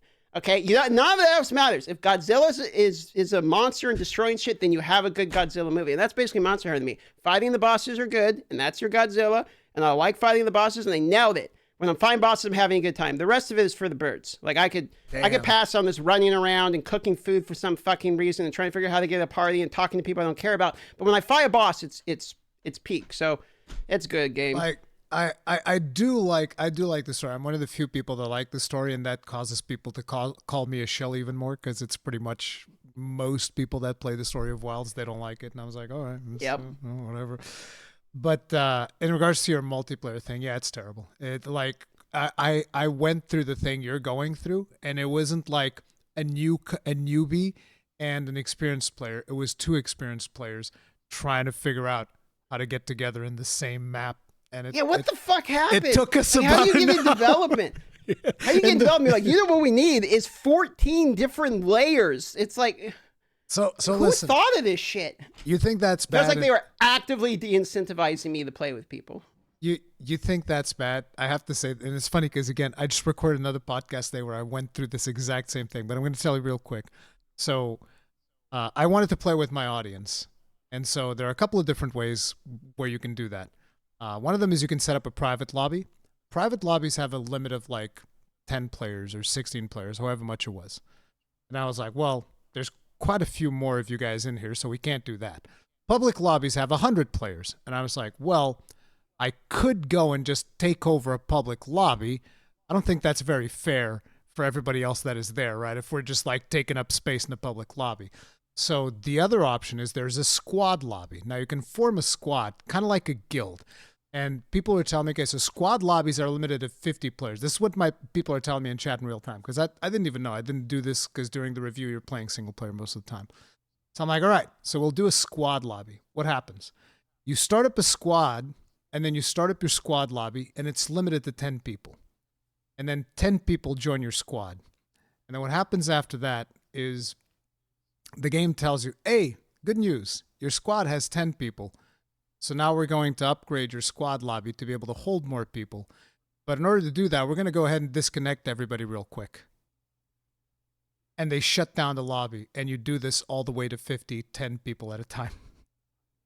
So I'm sitting there for like 10 minutes in my stream waiting for people to join, disconnect, join. I was like, this is so Chat dumb. GPT, how can I make the worst multiplayer system ever invented? It's like, I don't understand why. I don't get it. I mean, but you know what? The game, like I say, the Godzilla was good, so that was fun. It's but good, yeah.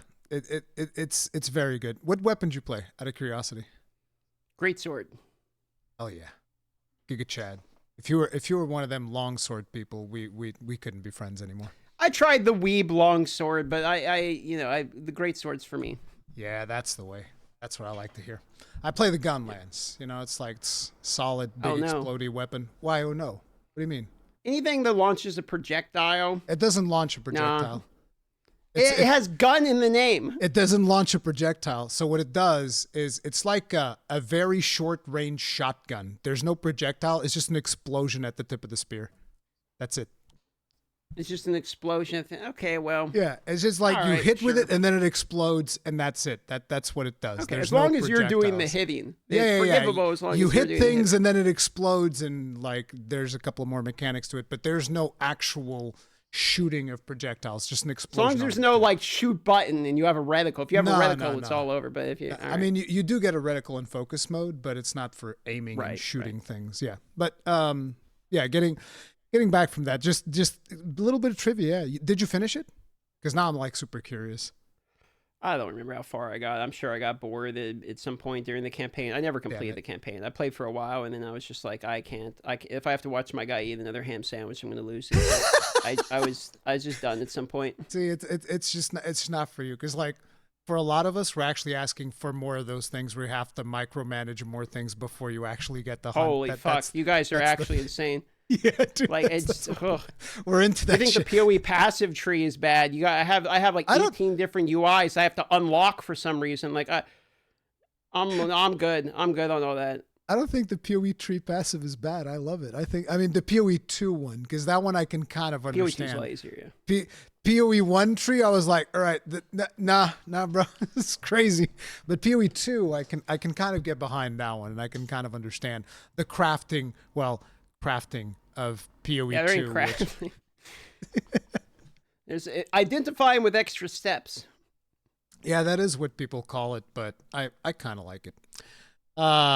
So with the Zizaran interview, which was also a very interesting one, which was kind of like very combative at first. I was like, damn. It started that way. It chilled out a lot at the end. Yeah, when Zizaran goes like, I'd like to finish, and I was like, holy shit, Jesus Christ.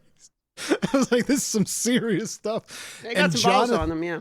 Yeah. And Jonathan was like, he was visibly upset. Like he was like really mad. Yep. But I thought it was good that it went down that way, because it was never disrespectful, which is the important thing. It was assertive, but not disrespectful, which I think is extremely important. But that's the takeaway that everybody thinks. Everybody thinks like, oh yeah, he was like in there just like being dominant. It's like, no, he was being assertive, making sure that he got his point across. They're just passionate about the game. Yeah. I mean, that's what it boils down to. Zizaran is passionate about Path of Exile. Obviously, he's been in it a very long time. And obviously the people who make the game are going to be passionate too. And then Jonathan's off the back of like a week-long beating of people not liking it too. So obviously he's going to be defensive. So people were hyped for it like it was a WWE fight before it even started. So like obviously it's going to start that way. Yeah. It was pretty crazy, but there was a lot of good feedback. There was also a lot of feedback that I thought was like, I don't know, like for instance, what are your thoughts on mobs always being slower than you? Do you think that should be a thing? Because that kind of feels like that is a vibe that a lot of at least I don't again from my so that's not really the outcome of it. So it isn't that mobs always need to be slower than you, like unanimously across the board. That's not really the point. As much as it's the point that Zizaran was attempting to make was that mobs that can effectively run you down all the time feel bad. Oh yeah, right. I've got, and that you don't have to necessarily have that because combat is incentivized via the fact that you need the loot. And then Jonathan's counterpoint is, well, if they are too slow, then combat's effectively optional, and you can skip things and just do only the shit that you want to do. You should have to feel pressured by monsters.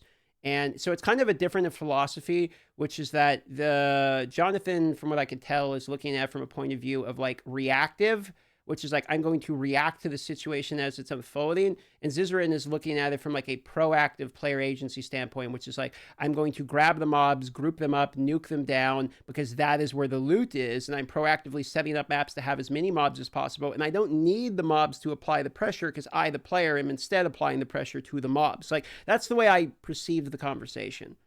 Yeah, but like, where do you sit on that spectrum? Kind of like, what is I your mean, I think there's some ideal? mobs that are. I think there's some mobs that are visually extremely obviously too fast.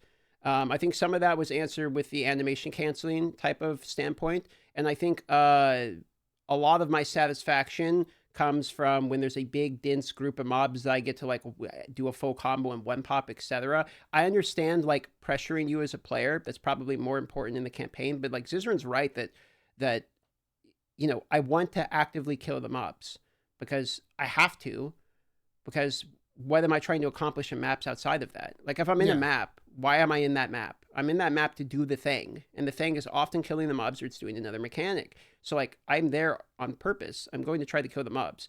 Now, I don't think that that means that you should just have walking zombies like you're playing Left 4 Dead. Like you have to have some pressure on you asserted some of the time, and I understand that fully. And in terms of like, if you're trying to put me on one side or another of the like, should mobs all be slow or all be fast? I think it's more complicated than that. I don't No, think no, it's no. I like, wasn't. I wasn't. it should.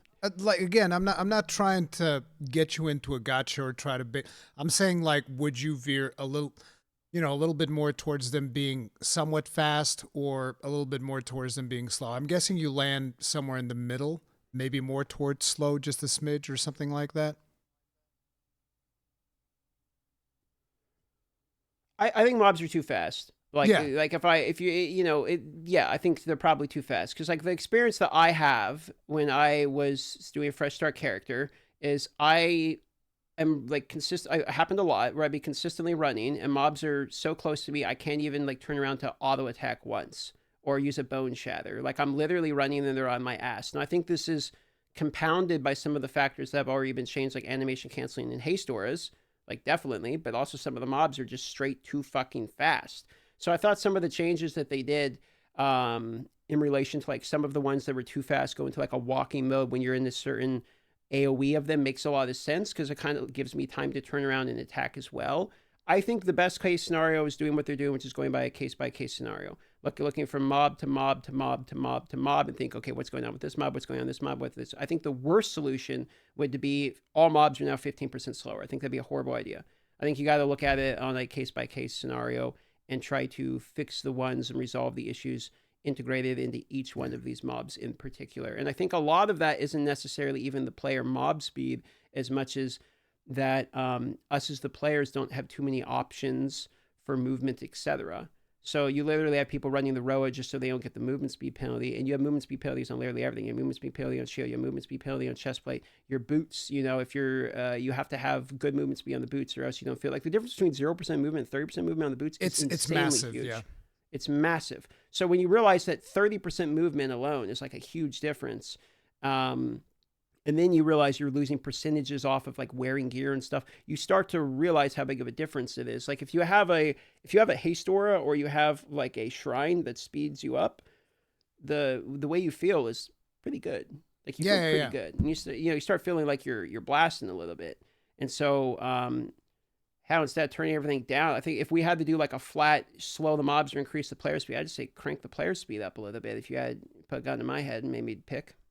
Yeah, just speeding up the. I'm not against speeding up the base movement speed.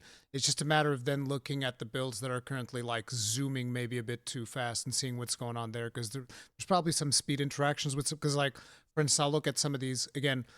Using the lightning spear build is just super easy, but I feel like they're moving way faster than me, even if I am at 30% movement speed. And again, I don't know all of the tools that are in the game to speed you up, so I might be missing on something. But I feel like they're moving significantly faster than even me at 30%. Well, it's true because like a lot of those are dead eyes, and so you have Tailwind, which is again giving you movement speed, or they're Amazon's stack innovation with Queen of the Forest, which is giving you movement speed. So like Yeah. there's multiple ways that you can gain more movement speed as well. I also, another indicator of this is when I'm leveling, like the leveling tech I'm using is Rake plus Stomping Ground and parry canceling. So I'm literally animation canceling like I'm playing Riven in order to move faster throughout the campaign because it's just drastically faster, like spam, spam, cancel, spam, cancel, spam, cancel. Like I'm playing Samus and arm pumping in a speed run for Super Yeah. Metroid. Like you're literally doing tech mechanics, wave dashing in order to like be faster. And when I'm doing that nonstop, and that's like one of the best the best things I've discovered is the ability to move slightly faster by doing these weird mechanics, then maybe that's an indicator that, player speed is something that people desire. And it's also I feel like doing that type of tech all the time is going to get very tiresome to a certain extent because you're always on. And that is a complaint that a lot of players have had, is that you're always on. Now, you shouldn't have a video game where you're always off, but you should have like waves.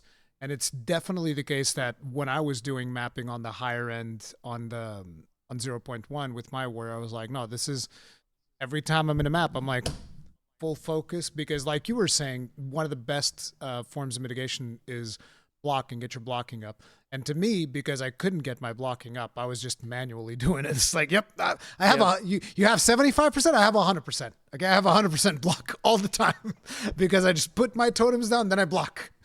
But yeah, I definitely feel like there still needs to be quite a bit of balancing before we're done. But I think that the balancing is going to shift wildly between the next couple of patches.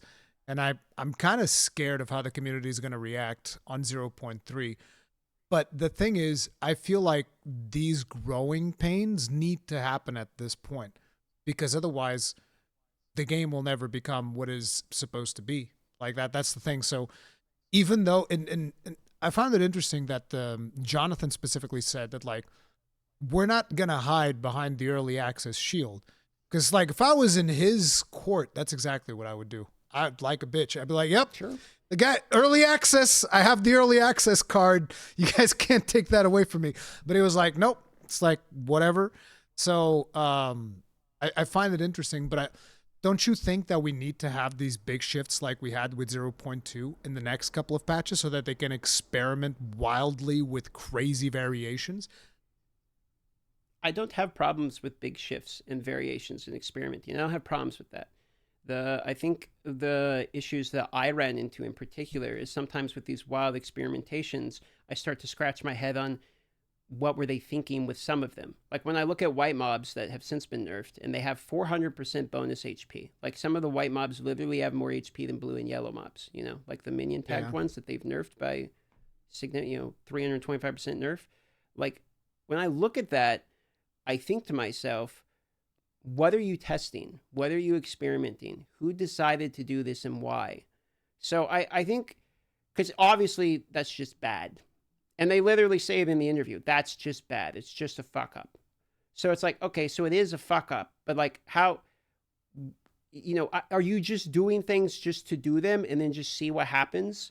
Or do you have a plan? Because part of the reason, I was such a fan and continue to be of GGG and PoE1 is because a lot of times they go up there and say, like, this is what we're doing. And they have a solid plan. And you're like, I believe it. I'm on board. Let's go. Like I'm there for the ride. But then when you do decisions that seem questionable, you lose a little percentage of like, okay, like I don't really like, I don't know what we're doing here. Like, why would we do that? And you see like massive nerfs to stuff that aren't necessarily even strong to begin with. Then you're like, okay, I understand like massive rebalancing, but then you start to wonder, like, are you playing the game? Like, why are you rebalancing some of these things, and then you see the numbers behind them and you start to wonder, like, why, I mean, Flame Blast comes to mind, I guess. So there's some changes where it's just fundamental, like minions, like why, explain to me what the point of rebalancing and testing minions being complete another unusable dog shit was. Like, yeah, that I've heard that because Ghazi does the minion stuff and he was just like having a miserable experience. I'm like, I understood that minions were supposed to be like the easy mode build almost to a certain extent in PoE. That's what people tell me.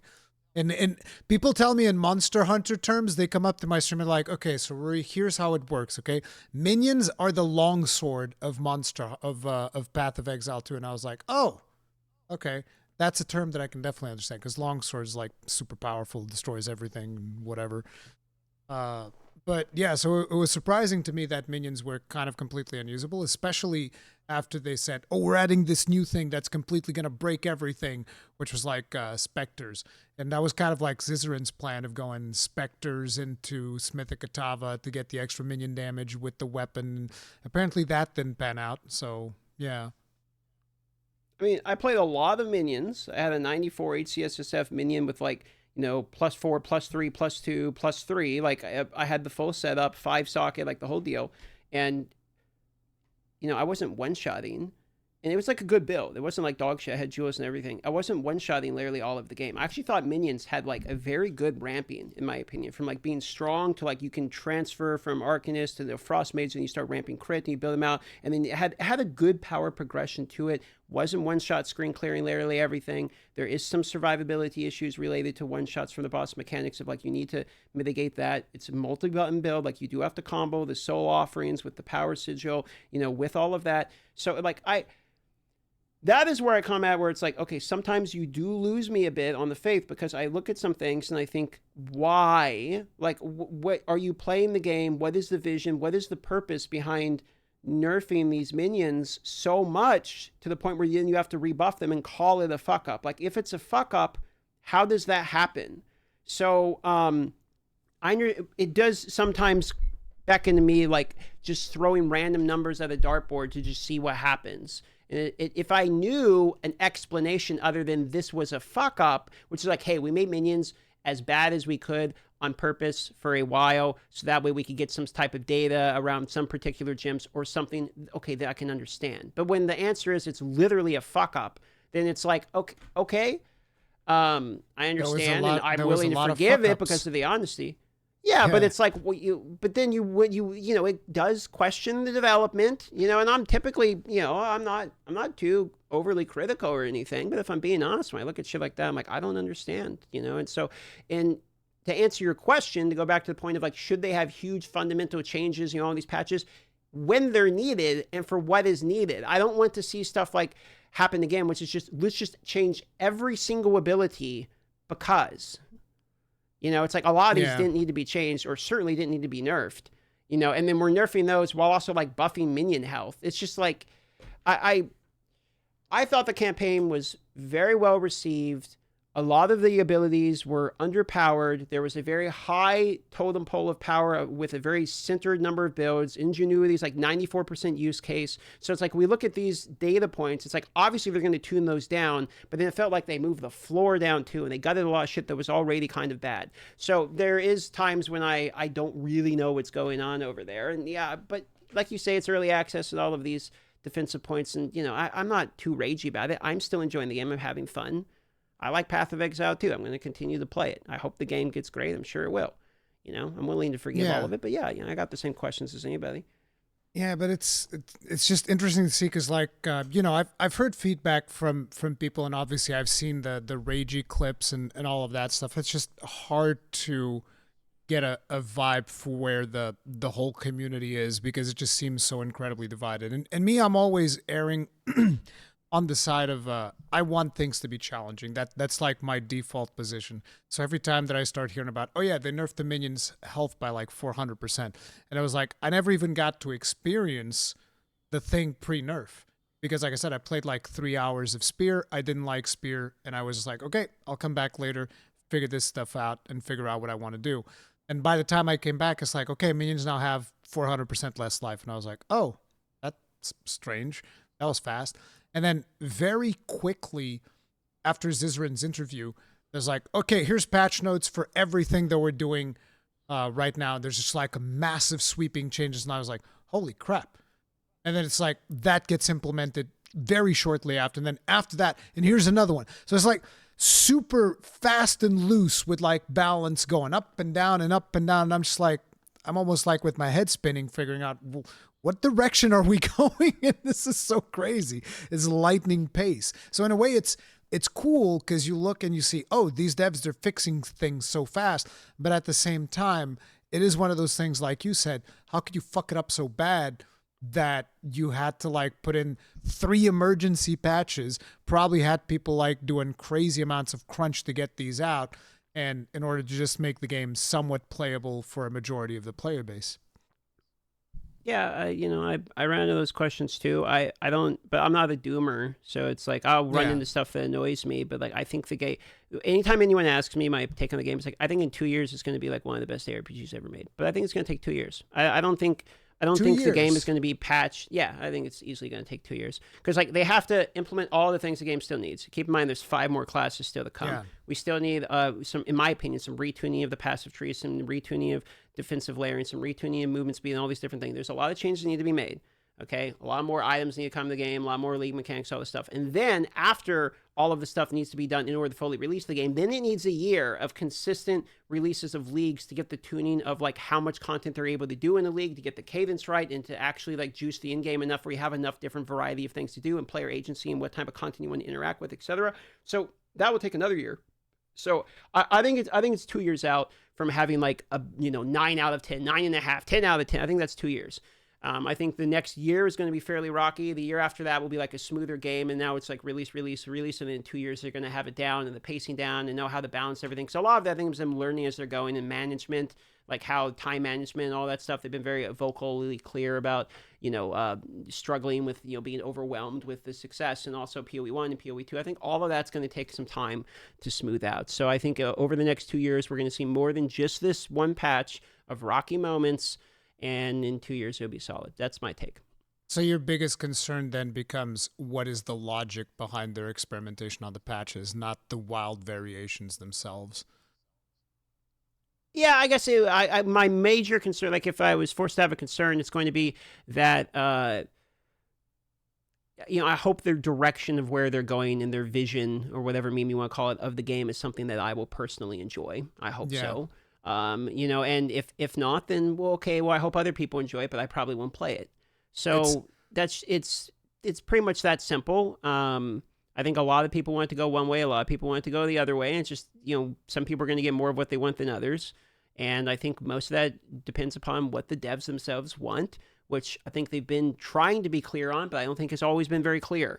So I'm still a little, and I've done plenty of interviews with these guys and stuff as well. I'm still a little confused on what they want the in game to look like. And no matter how many different ways and times you try to ask it, it's always going to come down to kind of the same answer, which I think they're figuring it out as they go. I think they're throwing stuff at the wall. They're seeing what the builds end up being like. They're seeing which ones they like and stuff. I think it's very much still fully in development. In terms of pacing and all of that. I think that's part of the reason we don't have a solid answer of like, well, we want it to look like this types of building, etc. Like I think a lot of it is still being observed to figure out where they want it to be because, yeah. like they've said themselves many times, they don't have the bandwidth to test everything. So the players are actively beta testing the game. So they need that data, and that's why I think it's going to take 2 years until we know what they want the game to be, what it is going to be, and have it be there. It's just a crazy thing to think about because they said it's going to take 6 to 12 months. You remember that line where it's like, "Yep, we're releasing it now," and then in 6 to 12 months it'll be 1.0, and then 4 months later we're at 0.2. It's like, no, I don't think it's going to be 6 to 12 months. I think that was maybe a little bit too ambitious on their part, but at the same time, I think it's very very hard to balance out something as complex as Path of Exile 2. I certainly wouldn't want that job, especially when you have a community that's already preconditioned to kind of like break the game with PoE1, which I would argue is what people end up doing. And I'm not saying this in a negative way. That's kind of like the whole purpose of PoE1 is to find what is the broken thing that you can kind of like come up with to completely bust the game. But yeah, 2 years, Jesus Christ. It's gonna be crazy Yeah, probably. with the expectations that people have for it. What are your thoughts on the spear? Because that's you like Katava. I have some criticism of Katava, which is like if the whole point of Katava is to just be a bunch of passive nodes. It's like the fun thing to me, right? I'm always looking for things that are build defining. And basically what you're saying is, yep, I played Kitava, went all the way to the top. Not the top, but, super high up, way higher up than most people can get to in hardcore. And like, and the way that I played it is just like put all these defensive things on the tree and boom, done. Like when I looked at Smith of Kitava, and again, wrongly, because I'm a completely new player, I'm thinking about, this thing that says on hit, cast fire spell. This seems amazing. And so I get in there, and the first thing that I do is like, okay, first I want the thing that adds my fire resistance to everything, because that way I can just stack fire resistance and get rid of resistances, not have to worry about anything. So that was the first note. Then the second note, I was like, oh yeah, I'm getting this cast fire spell on hit thing. This is going to be amazing. And then I put that node, and I literally can't socket anything in it. Like literally nothing. Because I'm like, oh wait, I can't put in my own warrior abilities? Yeah, those aren't spells. I was like, well, what? But I want to be a strength warrior. I don't want to put intelligence nodes. And it's like, well, yeah, if you want to use like fireballs and things, you need intelligence nodes. I'm like, what's the point of this being in the warrior tree? I don't understand it. It's ridiculous. So nobody uses that for the most part, unless you have like a crazy dedicated build, I guess. Yeah, I'm sure someone figured it out somewhere, yeah, but with either intelligence or some other stat that gives you fire Yeah, spells. yeah, for sure. I mean, there's ways you could make it work if you wanted to, but I'm always looking for value when I'm doing a build. So it's the value of Kitava is not in I get a fire spell that I can use, or I could temper my weapon for 12 attacks. It does, X percentage more. That animation is so cool, in though. defensive. It is cool. It looks cool, but it's a gimmick. And so it's like I made a ritualist because I wanted the gimmick of sacrifice, cutting the thing and sacrificing, and all that. But my ascendancy is basically I have a headhunter at home is sort of the ascendancy of ritualist, right? So it's like I wanted to try that gimmick, and the third ring is nice, but that's the value is the third ring there. So it's in terms of value on a warrior, defenses are huge because you're an armor life build. So if you need defenses, like I don't need more damage. I will bone shatter everything. If I really want to screen clear with auto attack, I can do it with Herald of Ice or whatever. So it's like I don't actually need the damage, and I have, Hammer of the Gods, so I don't need my ascendancy to deliver me like a significantly more DPS. And if I do, I would just pick Titan anyway. So I'm playing hardcore. I don't want to die. I'm going to take the thing that's not going to let me die, and then that's going to make my rings vastly easier to build. Which means it'll be a little bit easier to fit in better suffixes, better prefixes. Like it's a little bit easier to itemize the build because I only need fire resistance. And if it's easier to itemize the build, then that means it's, there's more weavability to slot in offensive portions into the build, etc. So, that was my logic with the Smith of Kitava. Yeah. So when I saw the parry mechanic with the spear, on the very first time I saw that, and I was like, there's no way that anybody will ever use this in maps. Like that it's just unreasonable. It's completely ridiculous. So that is definitely one of the things that I was like, who thought this was a good idea? And then you have like Jonathan, oh yeah, I played it through all the way with parrying, and I'm just like, yeah, I tested parrying. It ain't that great. Like what do you think about parrying? Did you try it out at all? With the Huntress? Yeah, no, I mean, I did parry. Like, the best thing about parry is canceling your rake animation so you can move faster. Like, parry's okay because you can get a little bit of, like, you use it, then you do a big hit, you get the 50%, whatever. But, like, the reality is combo gameplay works when you have a significant payoff on, like, a stationary target. Like, if I'm getting ran down by fast mobs and I need to backpedal, like, I'm not going to parry and then cast something else because I could have just hit them the first time. Like, if I can hit someone twice with a move that's, like, good, or do one other thing so I can hit them with one good move, like, I'm probably just going to hit them twice with a good move.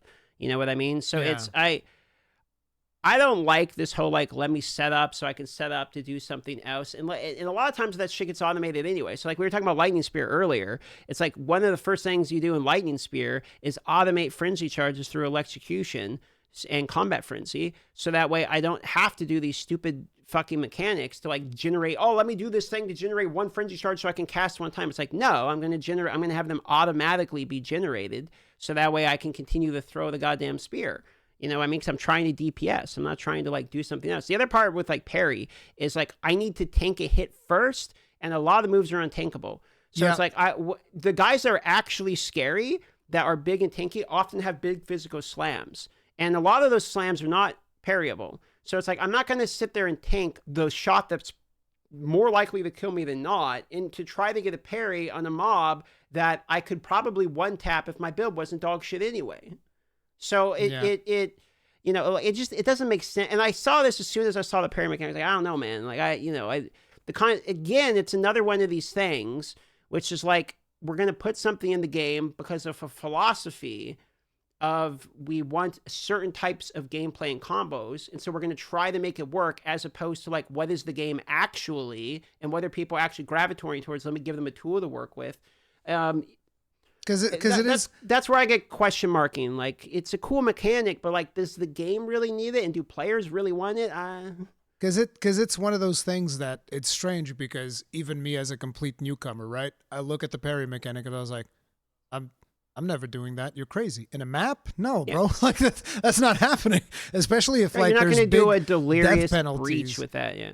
Yeah. Absolutely not. I'm not trying to do any of these crazy things. Now, one thing that I will say they changed, which was fun. I don't know if you tried manual blocking all that much, but they changed it so that it does a shield bash after you block a hit. I messed around a bit with it. Like, okay, so this is more of a hardcore problem, but like, I'm not really going to like actively block too much, because if I do get stunned, 3 second stun is death. Yeah. Like, if you get stunned, you die, because when you are stunned, you cannot passive block, and 75% block chance means I'm blocking 75% of fucking everything anyway.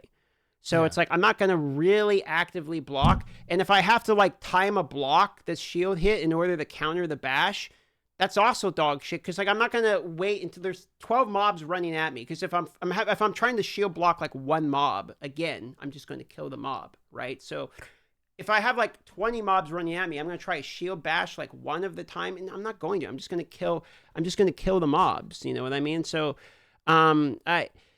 these concepts are cool concepts, and I'm not mad that they're in the game, because stuff like magma barrier can become a build. Yeah. And people were using the magma barrier. That's super cool. I'm actually glad they're trying stuff. Like, that's great. But when they add it, I would assume that their thought is, this is probably not going to work, but let's try it. But like with parry, it was like, hey, we're going to add parry. This is going to be great. And then later on, it's like, yeah, I guess I missed the mark on parry. It's like, but literally not everyone.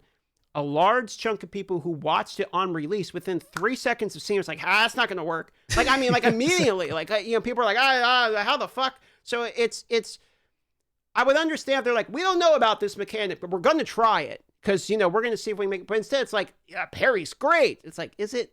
Yeah, exactly. It's great when it works. Because see, that's the reason why I even stopped playing Spear, is because I was playing through Spear and I was going like super slow, because like I like interacting with chat, not really focus on blasting too much. So I'm like, I'm going slow, and like I get to the cemetery or whatever, you get those spirit things that like shoot some kind of spell thing. And I was going up to them and I was like, all right, I'm going to parry you.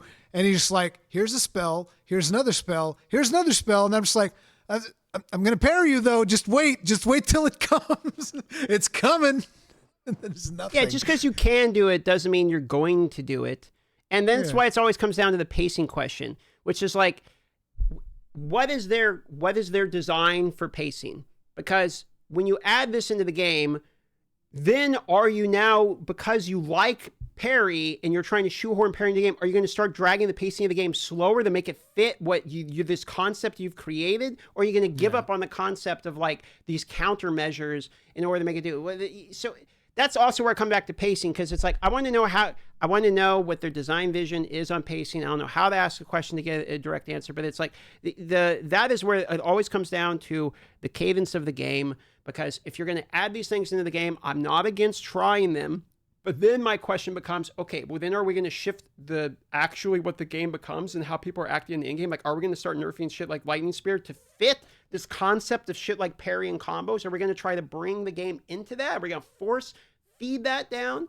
Or are we going to look at it and be like, players are choosing not to interact with this because that's not how this works? Like, people aren't going to use parry when you're juicing maps in the end game, because people are trying to go and destroy maps to get currency because it's an economic game. Like, I don't know which way they're going to go with it. Are they going to let the players lead the way and kind of develop around that? Or are they going to be really shoehorning these types of mechanics in and forcing us to use them? I don't. Again, I think these are things they're going to learn, and it's going to take a while to be like, are they people actually using parry? Maybe there's people that can make it work. Like maybe it'll come out where like, oh, parry is actually really insanely good and fits a fast play style and all this type of shit. But you just have to really figure out how it to work. Just like lightning spear was shown later on when people were starting to get in tingle, and Yeah. the tongue unique and all that. It could be that way. I don't know. But my reaction when I see stuff like this is like, this seems like it's designed for Act 1. Yeah, it's a good point. It is a good point because in Act 1 you do get to play around with parry a lot, not as much as I'd like even, but still you do get to take more chances with Act 1 because it's the very beginning of the game and all that. One of the things that I kind of wish that they had done is make shield block always shield bash regardless if you block, because at least then you can get some consistency on the damn thing and you can actually rely on it working, whereas a lot of times I'd put up the shield, no block. I was still trying Or to make make it into a magma. gem. Yeah. Make it a support gem where it's like when you passive, because shield block is a support gem, right? You could have that for a passive or something. It's like passively blocking apply shield bash or something. Like there's other ways you can, implement the build as well. Yeah, I'd like to see something along those lines because I'm a sucker for shields. I like shield bashing, doing all that stuff. So I killed some bosses like that, just shield bashing and magma barrier. It was slow, but it was a ton of fun because it's fun to just sit in the boss's face and go like, bam, bam, just like shield slamming nonstop. That's a ton of fun. But yeah, I'm curious to see where the game ends up going. But for now, it seems like a lot of people are focusing on Last Epoch 2 as well. Are you going to be covering that? I'll play it on launch. Yeah, I got to record a video today that posts for the morning. Also, kind of just talking about it a bit, and I'll play the launch on the 17th, and then Torchlight on the 18th, and Last Epoch on the 19th. Jesus. And then maybe back to PoE 2. It depends. If I really like Last Epoch, I'll stay with it a while. I'm going to give it at least 2 days. I'm sponsored for 2 days, so I'm going to try for at least the 2 days. And if I like it a lot, I'll stay with it. If not, I'll go back to PoE 2. And today I'll probably play a little bit of PoE 2, and then I'm going to play the new RuneScape Dragon Wilds game. That looks fun. Oh, yeah. So that's going to be it unless you had something else that you wanted to bring up about PoE 2 at this point. Give you the last word. What's your plans for PoE 2? You going to keep going with it, or Yeah, what's your upcoming?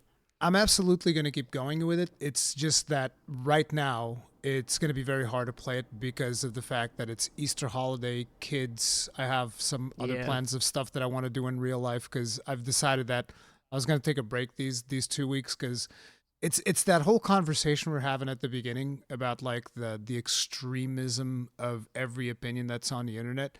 Like I'm just exhausted, right? Like I'll go up on my phone and I'll start reading up comments and I'm just like, bro, it's 10 people calling me a shill, 10 people calling me a hater, and they're just like In the same video very often. Yeah, too. and in the same video, and then you go on Twitter and it's the same thing. It's a bunch of people hating on game Y or game B, and it's just like I just feel like I'm too old, and it creatively has completely drained me.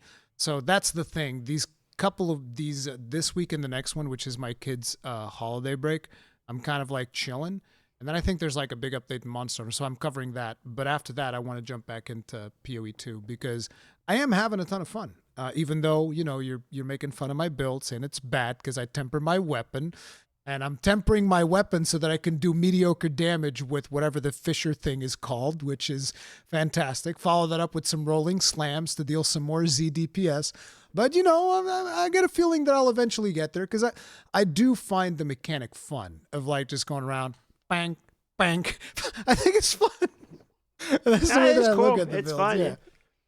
Yeah, but I realize that I'll have to put some more defensive things in there too. But I'll see how that pans out. But the thing is, I'm definitely interested in the long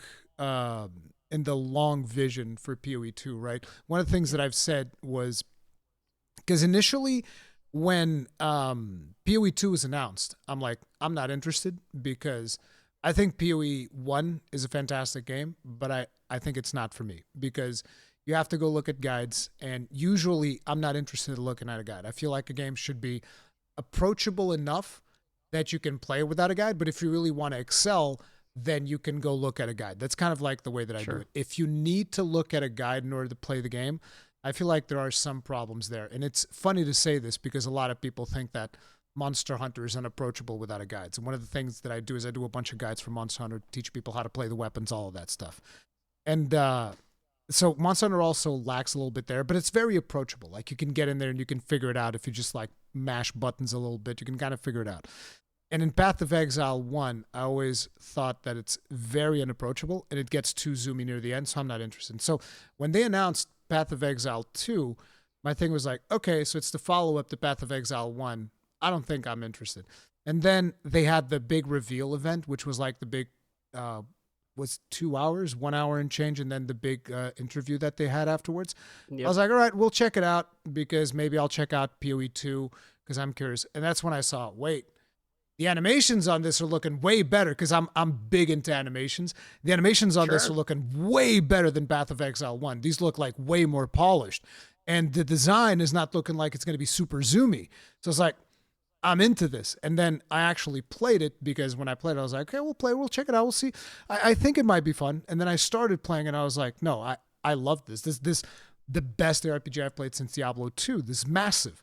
So I want it to be a mainstay for me. I want it to be among like the main titles because usually I cover From Software stuff, Monster Hunter, and I want PoE 2 to be like another kind of like pillar of stuff that I want to cover. And the community, by the way, even though, you know, we talk about the backlash and all this stuff and people arguing with me and all of that, it's also because I encourage it, right? I don't want to be in an echo chamber. So I want people in my audience to disagree with me. I just want them to not be, so long as you're not disrespectful or obnoxious. Like, I think it's cool to have disagreements and talk to people that have different viewpoints because it's just the way that I look at it. And the PoE community, for the most part, extremely welcoming. Like, I even did my super beginner friendly guide video. I'm like, okay, guys, here's what you want to do with your items, right? If it's, you know, some white thing that doesn't have a use, unless you want to use it for a base, you want to sell that. Otherwise, if it's like it's got sockets on, you probably want to salvage it. And if it's got if it's a rare and you need regal orbs, then you want to break it down with disenchanting, or you might want to sell it for gold. You know, I did a very basic video like that because it's something that I feel like for the big veterans, they don't even think about this stuff, right? You're like, obviously you disenchant this because it's rare and you break this because it's obvious. What are you, stupid? But what people don't understand is like for the very beginners of PoE 2, they have no idea about any of this. Like I had no idea about any of it. I was figuring it out myself and I was like, oh, this seems like a super easy video to make. A lot of people appreciated it, right? So, but that's the thing. The community's been super welcoming as well. So I have no complaints. You know? So yeah, I want to play more of it. I'm glad you're enjoying it. Yeah, absolutely. But yeah, that's going to be it. I'm going to let you go so that you can go play your RuneScape wild survival thing. I'm wearing a RuneScape shirt, as a matter of fact. So. Yeah, old school RuneScape. Guys, there's going to be links to DM stuff in the description. If you guys enjoyed this podcast, hit the like button, subscribe, bell notification icon, all that jazz. And make sure to go check out his stream as he's streaming like some Last Epoch and ARPG and not old school RuneScape, but like the new RuneScape thing. And maybe old school RuneScape at some point, I guess, as well, right? Sure. Yeah. Why not? We'll see you guys in the next one. Stay strong. Stay safe. Peace out. Bye.